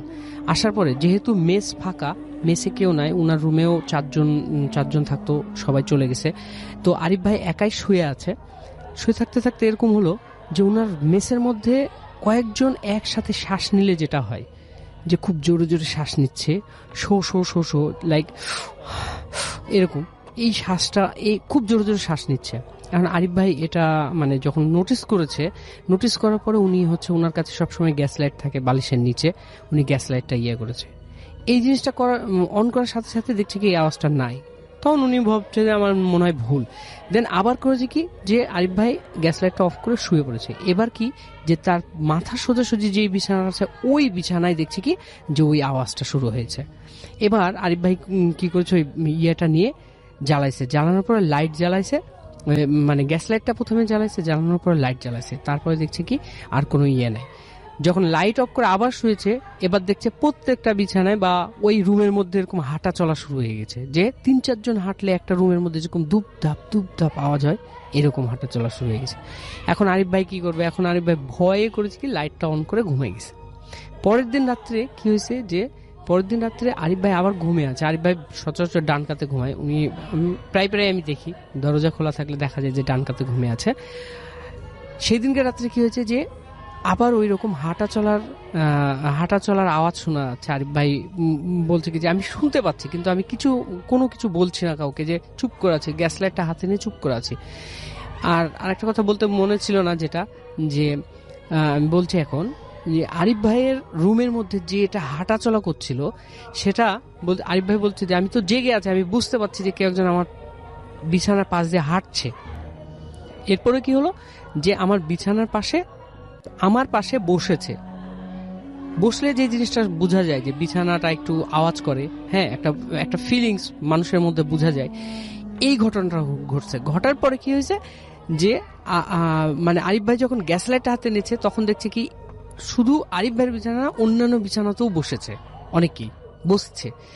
এরপরে কি হলো যে একটা মেয়ে কণ্ঠে একেবারে আরিফ ভাই বলছে কি যে আমি জেগে আছি, আমি বুঝতে পারছি, যেহেতু আমি সবকিছু দেখছি, আমি বুঝতে পারছি জেগে আছি। আমাকে পুরাটা আমার মানে আমি যদি ডান কাতে শুই তাহলে বাম হাতটা আমার উপরে থাকবে, তো বাম হাতের এই বাহুতে ধরে আমাকে জোরে করে একটা ঝাঁকি দিয়ে বলছে, এই আরিফ ওঠ। একটা মেয়ে কণ্ঠ। শুধু এই কথাটা বলার সাথে সাথে আরিফ ভাই বলছে আমি অ্যাজ এ একটা স্টিল একটা ম্যান, মানে আমি ফ্রিজিং, জাস্ট আমি ফ্রিজ হয়ে গেছি। আমি লাভ দিয়ে উঠেছি, উঠার পরে গ্যাস লাইটটা জ্বালিয়েছি, সাথে সাথে বাতি জ্বালিয়েছি। আমি লাইটটা, ঘরের রুম লাইটটা জ্বালাই, আমি সাথে সাথে গ্যাস লাইটটাও জ্বালাই, ওইভাবেই বসে আছি। যখন ফজরের আজান দেওয়ার পরে তারপরে আমি নর্মাল হই, যখন আজান চারিদিকে শুনছি, শোনার পরে ফজরের নামাজের পরে আমি হুজুরকে ডেকে নিয়ে আসি। হুজুরকে ডেকে নিয়ে আসার পরে আমি বলছি কি যে হুজুর এটা কি হলো আমার সাথে এরকম। তখন হুজুর আমাকে বললো কি যে এটা আপনি আগে বলবেন না, এরকম হয়। হুজুর সে সাথে দোয়া টোয়া পড়ে দিল, পড়ে দেওয়ার পরে পানি পড়াও দিয়েছিল আরিফ ভাইকে। তো এগুলো ব্যবহার করার পরে এখন মোটামুটি আরিফ ভাই একেবারে সেফ ওই রুমটার মধ্যে। তবে হুজুর এই কথা বলছিল যে এই মেসটাই, মানে আমাদের যে মেসটা এখন পর্যন্ত আমি যেহেতু থাকি, আমি সোহাগ ভাই যেহেতু থাকি ওখানে, এখন আমি ফেস করিনি, আমি মেসের বাইরে ফেস করেছি কোনো কিছু। সো এখন মোটামুটি সেফ। ঘটনাটি ঘটে আমার এক ঘনিষ্ঠ বন্ধুর সাথে। 2010 সালে ঘটনাটির সূত্রপাত। আমি ঘটনাটি আমার বন্ধুর ভাষায় বর্ণনা করছি। আমি তখন ক্লাস 7-এ পড়ি। সদ্য কৈশোরে পা দেয় এক দুরন্ত সাহসী ছেলে। ভূত, প্রেত, জিন এসব নিয়ে তখন প্রচন্ড কৌতূহলী আমি। বাবার চাকরির সুবাদে তখন জামালপুরে থাকতাম। একজন স্থানীয় মাদ্রাসা হুজুর আমাকে কোরআন পড়াতেন। বার্ষিক পরীক্ষা শেষ হলো। গণিত পরীক্ষা নিয়ে খুব দুশ্চিন্তায় ছিলাম। ভয় হচ্ছিল যদি গণিতে প্লাস না পাই তাহলে বাবা খুব বকবেন। এখান থেকেই ঘটনার সূত্রপাত। ঘটনাক্রমে আমি কোরআন শিক্ষার হুজুরকে পরীক্ষা খারাপ হওয়ার বিষয়টা বললাম, আর মজার ছলে এও বললাম যে তিনি যেন তার পোষা জিন দিয়ে আমার রেজাল্ট ভালো করার ব্যবস্থা করে দেন। আমার কথা শুনে তিনি কিন্তু হাসলেন না। তিনি আমাকে বললেন তার কথা মতো যদি আমি কাজ করতে পারি তাহলে শুধু রেজাল্টই নয়, আরো অনেক কিছু আমি পাবো যা কল্পনাও করিনি। তার কথা শুনে এক রহস্যের দুয়ার যেন খুলে গেল আমার সামনে। ব্ল্যাক ম্যাজিক বা কালো জাদু সম্পর্কে আমি তখন কিছু জানতাম না। দুর্দান্ত কৌতূহল আর প্রচন্ড আত্মবিশ্বাস নিয়ে তাকে বললাম যে আমি রাজি এবং কি করতে হবে জিজ্ঞেস করলাম। তিনি আমাকে যা বললেন তাতে আমি কিছুটা ভয় পেলেও দমে গেলাম না। তিনি বললেন সামনের অমাবস্যা রাতে শ্মশান ঘাটে গিয়ে কোনো মৃতদেহের নাভি সংগ্রহ করতে হবে। হিন্দুদের মৃতদেহ সৎকার করা হলেও মৃতদেহের নাভিটি না পুড়িয়ে একটি বাঁশ দিয়ে পুঁতে রাখা হয়। তিনি আমাকে বললেন যে নাভিটি ওঠানোর সময় পরনে যাতে লুঙ্গি বা অন্য কোনো কাপড় না থাকে এবং নাভিটি ওঠানোর পর সেটি সঙ্গে করে নিয়ে আসতে হবে। তার কথা মতো আমি কাজ করার জন্য মনে মনে সাহস সঞ্চয় করতে লাগলাম। এর 4 দিন পর ছিল অমাবস্যা। আমাদের কলোনি থেকে শ্মশানটি খুব বেশি দূরে ছিল না। কলোনির সামনের মাঠ পেরোলেই রাস্তা, রাস্তা ধরে 400-500 মিটার দূরে কলেজ এবং কলেজের উল্টো পাশেই শ্মশানটি অবস্থিত। সেদিন রাতে প্রায় 12টার দিকে আমি শ্মশানের উদ্দেশ্যে রওনা দিই। শ্মশানটি বাড়ির কাছে হওয়াতে আমার বেশ সুবিধেই হয়েছিল, কারণ বেশি সময় লাগেনি সেখানে পৌঁছতে। আমার পরনে ছিল লুঙ্গি এবং টি শার্ট। লুঙ্গিটি খুলে ফেললে তা হারিয়ে যেতে পারে ভেবে আমি ব্যাগে আর একটা এক্সট্রা লুঙ্গি নিয়ে নিই, সাথে একটা ছোট টর্চ লাইট। শ্মশানের ভেতর কেউ কোথাও ছিল না। সমস্ত কিছু ছিল নিস্তব্ধ, নীরব, যেন সহস্র ছায়ামূর্তিময় অশরীরই আমার প্রতিটি গতিবিধি লক্ষ্য করছিল। আমি আশপাশটা টর্চের আলোয় দেখতে থাকি এবং নিজের অজান্তে আমার শরীরে শিহরণ বয়ে যায়। যে স্থানে মৃতদেহ পোড়ানো হয় তার থেকে উত্তর দিকে কিছুটা সামনে যেতেই একটা নিচু জায়গা দেখতে পাই। সেখানে কিছু দূর পর পর কয়েকটা ছোট ছোট বাঁশ পোতা রয়েছে। নিচু জায়গা হওয়ার কারণে সেখানে বৃষ্টির পানি জমে ছোট ডোবা মতো হয়ে গিয়েছিল। আমি বুঝতে পারলাম এগুলো সেই বাঁশ যা দিয়ে নাভি পোতা থাকে। আমি একটা বাঁশ ধরে টান দিতেই সেটি উঠে এলো। এ সময় ডোবার পানিতে একটি ছোট পলিথিনের পুটলি ভেসে উঠল এবং সেটা থেকে প্রচন্ড দুর্গন্ধ বের হতে লাগলো। আমি ভালো করে দেখতেই বুঝলাম এটা সেই বস্তু যার জন্য আমি এসেছি। নাভিটি নিয়ে ফিরে আসার সময় দেখলাম যে স্থানে আমার লুঙ্গিটা খুলে রেখেছিলাম ওটা সেখানে নেই। টর্চের আলোয় যা দেখলাম তাতে আমার মেরুদণ্ডে ভয়ের স্রোত বয়ে গেল। দেখতে পেলাম বিশাল এক অজগর সেখানে কুণ্ডলি পাকিয়ে রয়েছে। এত বড় সাপ হতে পারে তা আমার কল্পনার অতীত। এই দৃশ্য দেখে আমার আর কাছে যেতে সাহস হলো না। কোনো রকমে সাথে নিয়ে আসা অন্য লুঙ্গিটি পরে সরে যাওয়ার জন্য পা বাড়িয়েছি। এমন সময় পেছন থেকে গম্ভীর কণ্ঠে কেউ বলে উঠল, এই কাজ তুই করিস না, তোর ঘোর বিপদ হবে, আমার এত বড় ক্ষতি করিস না, এখনো সময় আছে, তোর হাতের জিনিস ফেলে দে, তোর কোনো ক্ষতি হবে না। মনে পড়ে গেল হুজুরের সাবধান বাণী, নাভি তোলার পর আমাকে নানানভাবে ভয় দেখানো হবে, কিন্তু কোনো মতেই যেন পেছনে না তাকাই, তাহলে হয়তো প্রাণ নিয়ে ফিরতে পারবো না।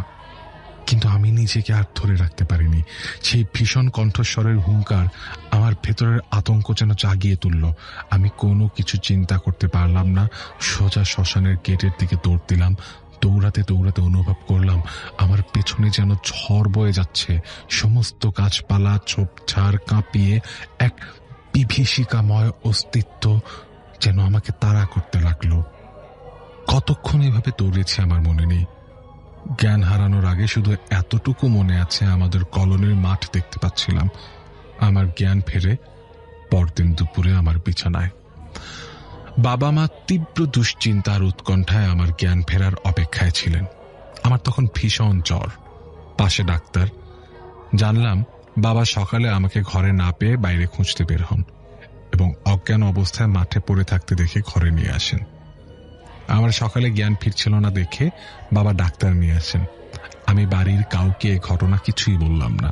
বললাম সকালে হাঁটতে বের হয়ে খুব দুর্বল লাগছিল, সে কারণেই হয়তো মাথা ঘুরে পড়ে গেছি। উল্লেখ্য যে আমার আশেপাশে কোনো পলিথিনের পুটলি পাওয়া যায়নি। হয়তো দৌড়ানোর সময় কখন হাত থেকে পড়ে গেছে আমি বুঝতে পারিনি।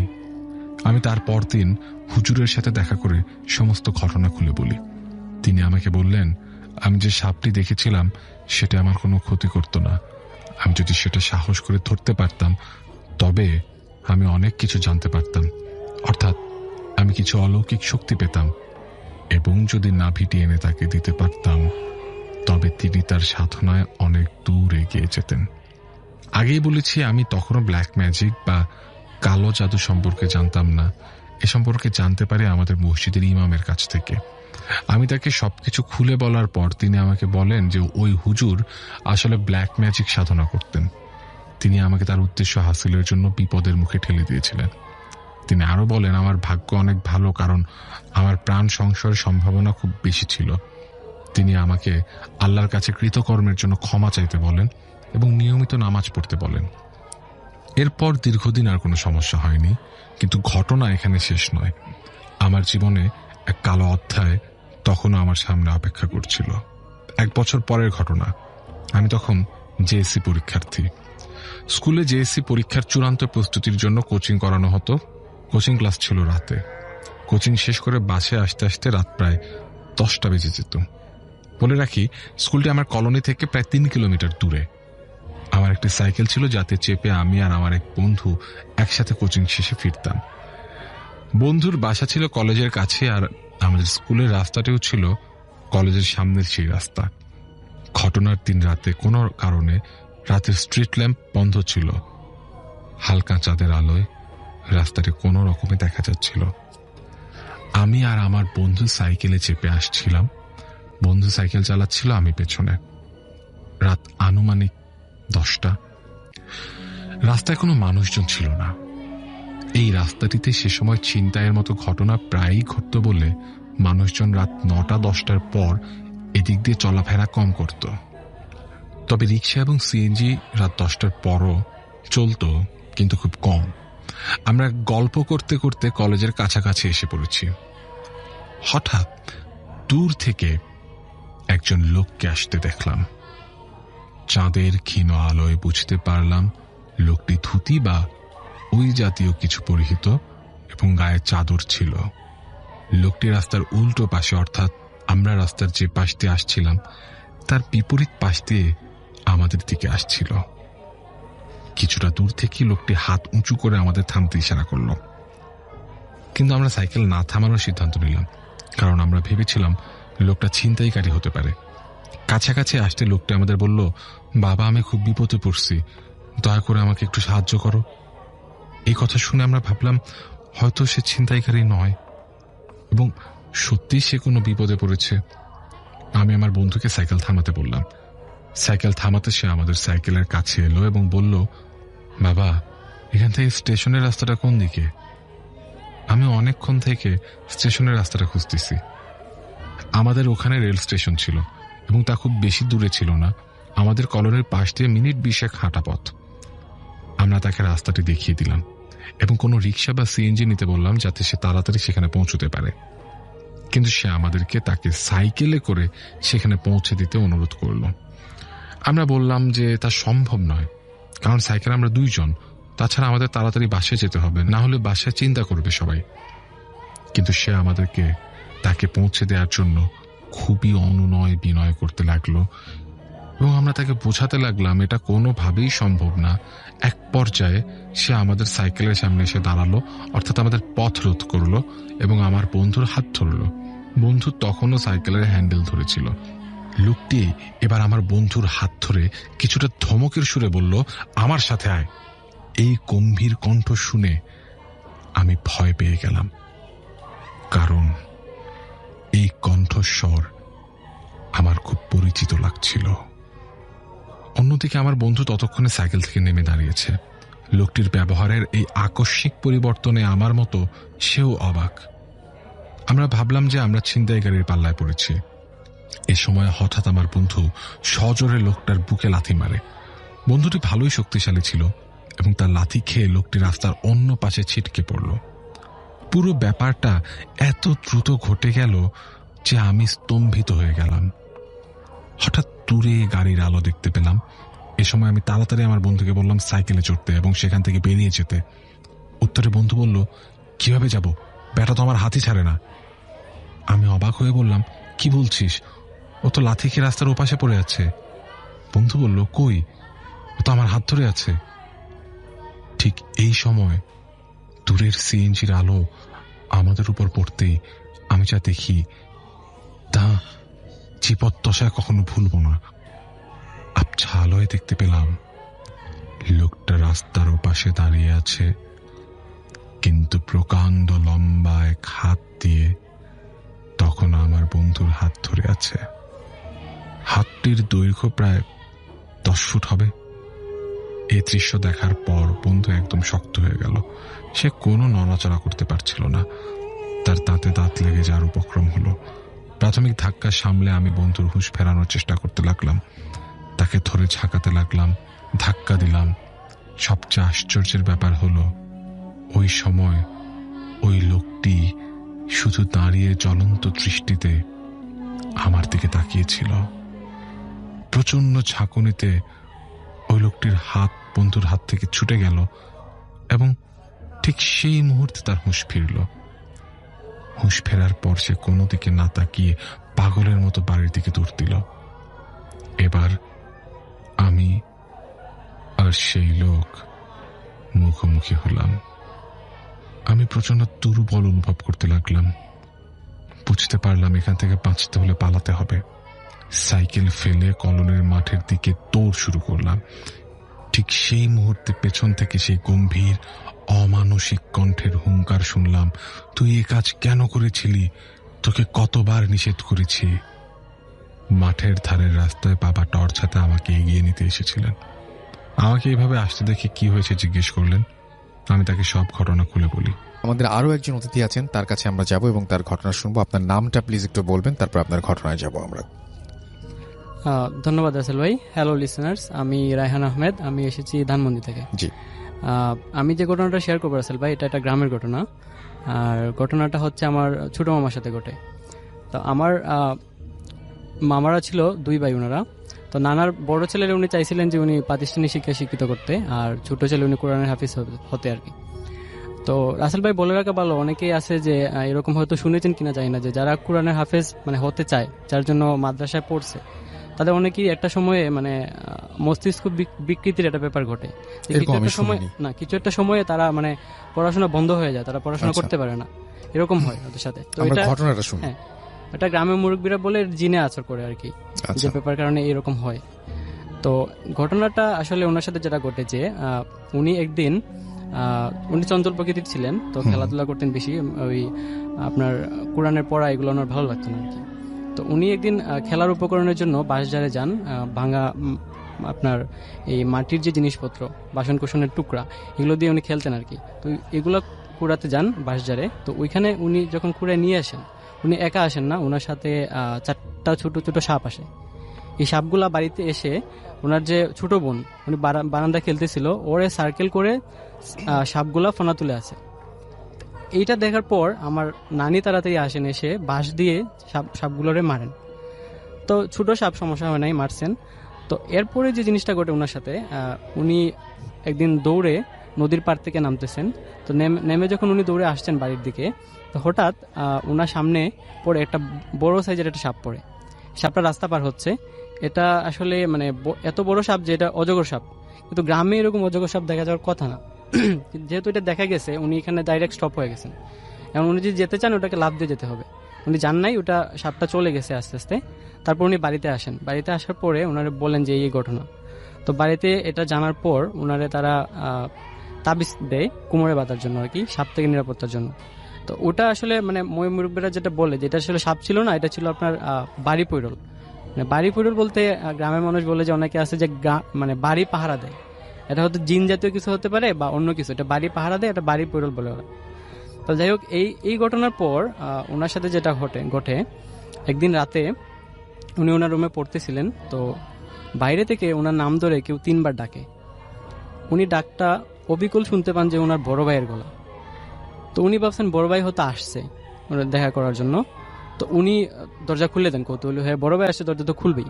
দরজা খুলে দেন। দরজা খুলে দেখেন যে এখানে কিছুই নাই, কেউই নাই। তো উনি আর কিছু কথা তো বলেন নাই, উনি জাস্ট দরজা খুলে উনি বের হয়ে যান। তো এই যে দরজাতে খুলছেন, দরজা খোলার আওয়াজ নানির কানে যায়। তো নানি যাওয়ার পর নানারে জানান যে কি হয়েছে। বাইরে এসে দেখেন যে কিছু নাই, হারিকেন নিয়ে বের হয়েছেন, অনেক আগের ঘটনা যেহেতু। তো উনি দেখেন যে উনি ঘরে নাই, মামা ঘরে নাই। তো উনি নানার বিষয়টা জানান, নানা তাড়াতাড়ি লাইট নিয়ে বের হন। তো লাইটগুলো ছিল আগের দিনের যে লাইটগুলো আর কি, বড় ব্যাটারির যে লাইটগুলো, এগুলা কম আলো দিত। তো উনি লাইট নিয়ে খুঁজতে বের হন ওনারে। তো উনি অলরেডি নদীর পাড়ে উঠে গেছেন, উঠে হাঁটা শুরু করছেন। কি একটার মানে দ্বারা তিনি ইনফ্লুয়েন্স হয়েছেন যে তিনি হাঁটা শুরু করছেন। তো নানা পিছনে পিছনে যাওয়ার পরে যখন গাঙের পাড়ে ওঠার পরে দেখেন যে অনেক দূরে উনি হেঁটে যাচ্ছে। তো উনি যত দূরে পারেন, মানে দৌড়ে পারেন বা হাঁটে পারেন, ওনার পিছু শুরু করেন হাঁটা। তো ওনার হাঁটতে হাঁটতে একটা সময়ে উনি মানে মামা উনি গাছে উঠে গেছেন। উনি তো আসলে এখানে বলে রাখা ভালো, উনি গাছে উঠতে পারেন না, গাছ বাইতে পারেন না, কিন্তু এখানে গাছে উঠছেন কিভাবে? মানে গাছে উঠে গেছেন। আর এদিকে নানার চিৎকার চেঁচামেচিতে মানুষ জড়ো হয়ে যায়, গ্রামের মানুষ। আর গ্রামের মানুষ জড়ো হওয়ার পরে যে ব্যাপারটা ঘটে, যে এখান থেকে একজন মানুষ সাহস করে গাছে উঠে ওনাকে মানে ধরতে চায়, ধস্তাধস্তি করে। তো উনি এখানে মানে ধরতে যেয়ে উনি এখানে মানে বিভৎসভাবে একটা আওয়াজ করেন। আওয়াজটা এটা আসলে আরবি ভাষায় একটা আওয়াজ করেন, কি মানে বলছেন এটা আমি অবিকল বলতে পারবো না। তবে ওনার মানে বয়সটা ছিল আপনার 3-4জন মানুষ যদি সমবেত কণ্ঠে যদি একটা কথা বলে, যেরকম একটা মানে যেমন একটা রাগ নিয়ে যদি 3-4জন মানুষ একটা কথা বলে, এরকম ভাবে কথা বলছেন। এবং এই মানে বয়েস শুনে মানে যারা ছিল তারা পুরোপুরি অবাক হয়ে গেছে যে মানে কি। তারপর যাই হোক কষ্ট করে ওনারা নামানো হয়েছে। নামানোর পর ওনার মুখ দিয়ে মানে ফেনা বের হইতেছে, সাদা রঙের ফেনা বের হইতেছে। তাড়াতাড়ি করে ওনার মানে মসজিদে নিয়ে যাওয়া হয়। হুজুর আছে মসজিদে, তো মসজিদটা কাছেই ছিল। নেওয়ার পর মসজিদে হুজুর এখানে দোয়া দুরুদ পড়ে ওনাকে আপাতত সুস্থ করে তোলেন। তারপর উনি বাড়িতে যান। বাড়িতে যাওয়ার পর আর যেহেতু ছোট ছেলে মায়ার ছিল, তো নানা চান্নায় ওনারা আর মাদ্রাসায় পড়াতে। উনি ভাবছেন যে মাদ্রাসায় পড়ানোর কারণে হয়তো জিনের আসরে এই জিনিসটা হয়েছে, তো এই জন্য ওনার পড়া বন্ধ হয়ে গেছে, উনি আর পড়েন নাই। তারপর 6-7 বছর পর উনি বিদেশে চলে যান। বিদেশ থেকে এখন প্রবাসী উনি, এখন আলহামদুলিল্লাহ ভালো আছেন, ওনার সাথে তেমন কোনো সমস্যা হয়নি। এই ছিল ঘটনা রাসেল ভাই। আসসালামু আলাইকুম রাসেল ভাই। গ্রামের মানুষ বলে রাত 12টার পরে বিলে বা জলাশয়ের ধারে একা মাছ ধরতে যাওয়া মানে চারটাখানি কথা না। মাছ ওই রকম অবস্থায় বা ওই রকম সময়ে মাছ ধরতে যাওয়া মানেই মৃত্যুকে নিমন্ত্রণ জানানো। আজ যেই ঘটনাটি বলবো সেটি আমার বড় নিজের চাচার সাথে বা নিজের চাচার চোখে দেখা। এই ঘটনার পর তিনি আজীবন মাছ ধরা ছেড়ে দিয়েছিলেন এবং আজও রাতে বৃষ্টির শব্দ শুনলে তিনি ভয়ে কুঁকড়ে যান। সেদিন ছিল ভাদ্র মাসের এক বৃষ্টি ভেজা রাত। চারদিকে ঘুটঘুটে অন্ধকার। বড় চাচা খুব নেশা ছিল মাছ ধরার। হাতে একটা টেটা আর হারিকেন নিয়ে তিনি একাই বের হলেন গ্রামের পিছনের সেই বিশাল মরা বিল। এই মরা বিলের দিকে। বিলের ওই দিকটা খুব নির্জন। আশেপাশে কোনো মানুষের বসতি নেই, শুধু মেইলের পর মেইল, কচুরিপানা আর পচা পানির গন্ধ। বিলে পৌঁছানোর পর চাচা দেখলেন আজ মাছের যেন মেলা বসেছে। বড় বড় শোল আর গজার মাছ পানির উপর ভেসে বেড়াচ্ছে।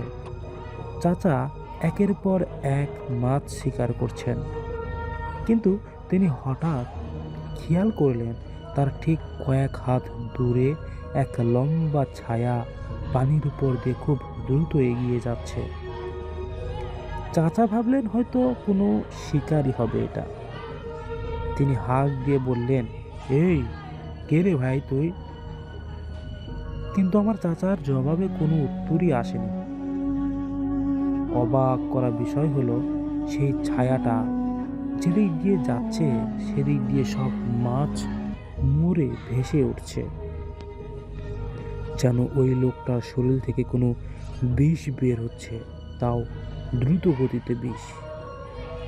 চাচা কিছুটা ভয় পেয়ে বাড়ির দিকে রওনা দিলেন। ফেরার পথে দেখলেন রাস্তার ধারে এক বিশাল তেঁতুল গাছের নিচে এক বৃদ্ধ লোক বসে আছে এবং বসে সে কাঁদছে। চাচা জিজ্ঞেস করলেন, কি হয়েছে চাচা? এই রাতে এখানে বসে আছেন কেন? লোকটা মুখ না তুলে গলা ভাঙায় বলল, বাবা আমি খুব ক্ষুধার্ত, আমাকে একটু মাছ দেবে? চাচার খুব দয়া হলো। তিনি তার ঝুলি থেকে একটা বড় মাছ বের করে দিলেন, কিন্তু লোকটা এবং মাছটা হাতে নিয়ে যা করলো তা দেখে চাচার কলিজা শুকিয়ে গেল। লোকটা ওই মাছ না ধুয়ে না কেটে একদম জ্যান্ত কামড়ে খাওয়া শুরু করলো। মটমট করে মাছের হাড় চিবানোর শব্দ নির্জন রাতে প্রতিধ্বনিত হতে লাগলো। তার মুখ দিয়ে রক্তের বদলে কালো রঙের এক তরল গড়িয়ে পড়ছে। চাচা চিৎকার দিয়ে দৌড়তে শুরু করলেন, কিন্তু তিনি যেদিকেই যাচ্ছেন সেই বৃদ্ধ লোকটা তার দিকেই, তার সামনেই দাঁড়িয়ে আছে। হঠাৎ লোকটার গায়ের চামড়া ফেটে যেতে শুরু করলো। তার শরীরের রং হয়ে গেল আগুনের মতো লাল, আর হাতগুলো লম্বা হয়ে মাটির সাথে মিশে গেল। লোকটার পা দুটো ছিল উল্টো দিকে ফেরানো। সে বিকট চিৎকার করে বলল, আমার বিলের মাছ চুরি করে কোথায় পালাবি? আমি তো আজ তোর রক্ত দিয়ে আমার বিলের তৃষ্ণা মেটাবো। সে চাচার দিকে এক বিশাল লাফ দিল। চাচা কোনো মতে পাশের এক ধান খেতে পড়ে গেল। তিনি দেখলেন সেই জিনের নখগুলো তার পিঠের চামড়া ভেদ করে ভিতরে ঢুকে যাচ্ছে। যন্ত্রণায় চাচা অস্থির হয়ে গেলেন। ঠিক সেই মুহূর্তে চাচার মনে পড়ল তার হাতে থাকা সেই লোহার টোটোটার কথা, যেটাকে আমরা ফাঁচা বলি। তিনি তার সব শক্তি দিয়ে সেই লোহার টোটো জিনের পায়ে গেঁথে দিলেন। লোহায় স্পর্শ করার সাথে সাথে এক বিকট বিস্ফোরণের মতো শব্দ হলো এবং পুরো এলাকা সালফারের গন্ধে ভরে গেল। সেই জিনটা আগুনের গোলার মতো জ্বলতে জ্বলতে জ্বলতে বিলের পানির ভিতরে অদৃশ্য হয়ে গেল। এটার পরের দিন সকালে চাচাকে যখন উদ্ধার করা হয়, দেখা যায় তার পুরো পিঠের চামড়া কেউ নখ দিয়ে টেনে ছিঁড়ে ফেলেছে। সবচেয়ে অদ্ভুত বিষয় হলো চাচার মাছের ঝুলিটা যখন খোলা হয় তখন সেখানে কোনো মাছ ছিল না, ছিল শুধু মরা মানুষের হাড় আর পচা কচুরি পানা। রাসেল ভাই, আজ 20 বছর হয়ে যাচ্ছে, কিন্তু চাচার পিঠের সেই 3 আঙ্গুলের দাগ, কালো দাগ আজও মোছেনি। বিলের ওই নির্দিষ্ট জায়গায় আজও কেউ একা মাছ ধরতে যায় না, কারণ গ্রামের মানুষ বিশ্বাস করে সেই জিনের পা আজও ওই লোহার টেটা দিয়ে বিদ্ধ হয়ে আছে এবং সে আজও প্রতিশোধের সুযোগ খুঁজছে। আজকের ঘটনা ছিল এটাই ভাইয়া। আমি আরও একটি ছোট ঘটনা পড়ে শেষ করব, সেই পর্যন্ত আমি বলবো সবাই একটু ধৈর্য সহকারে ঘটনাটি শুনবেন। রাসেল ভাইয়া, বড় বড় ঘটনার বাইরেও কিছু ছোট ছোট মুহূর্ত থাকে যা কলিজা কাঁপিয়ে দেওয়ার জন্য যথেষ্ট। আমার এক বন্ধুর সাথে এই ঘটনাটা ঘটেছিল। সে হোস্টেলে থাকতো। এক রাতে সে টেবিল ল্যাম্প জ্বালিয়ে পড়ছিল এবং রাত তখন আনুমানিক 2টা। তার রুমের জানালা ছিল আধ খোলা। হঠাৎ সে অনুভব করলো তার ঘাড়ের পিছনে কেউ বরফ শীতল নিঃশ্বাস ফেলছে। সে ভাবলো হয়তো রুমমেট মজা করেছে। সে পিছনে না তাকিয়েই বলল, কিরে, জ্বালাস না তো, পড়তে দে। কিন্তু উপাস থেকে কোনো উত্তর পেল না। সে কোনো কলমটা রাখতে যাবে, হঠাৎ দেখলো জানালার গ্রিল দিয়ে এক কুচকুচে কালো হাত ভিতরে ঢুকে আসছে। ওই হাতটা অস্বাভাবিক লম্বা এবং তার আঙ্গুলগুলো মানুষের মতোই নয়, বরং মরা গাছের ডালের মতো খসখসে। হাতটা ধীরে ধীরে তার পড়ার টেবিলের ওপর রাখা পানির গিলাসের দিকে এগিয়ে গেল।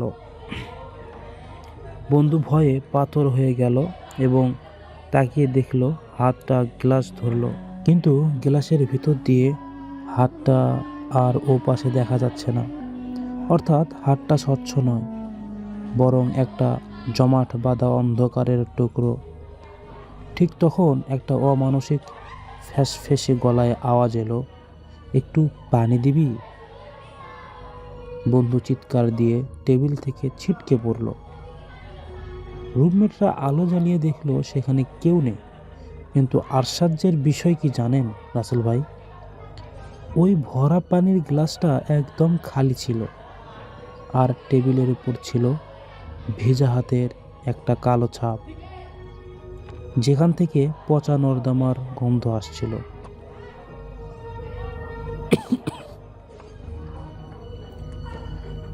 তো এই ছোট গল্পটা বলার সময় আসলে কেমন যে ছিল বলতে পারতেছি না। আজকে অনেক মাথা ব্যথা নিয়ে ঘটনা বললাম ভাইয়া। প্রথম ঘটনা ভালো হয়েছে, জানি না ছোট ঘটনাটা কেমন হয়েছে। যেমনই হোক ঘটনাটি ভাই শেয়ার করবেন। ধন্যবাদ। আসসালামু আলাইকুম।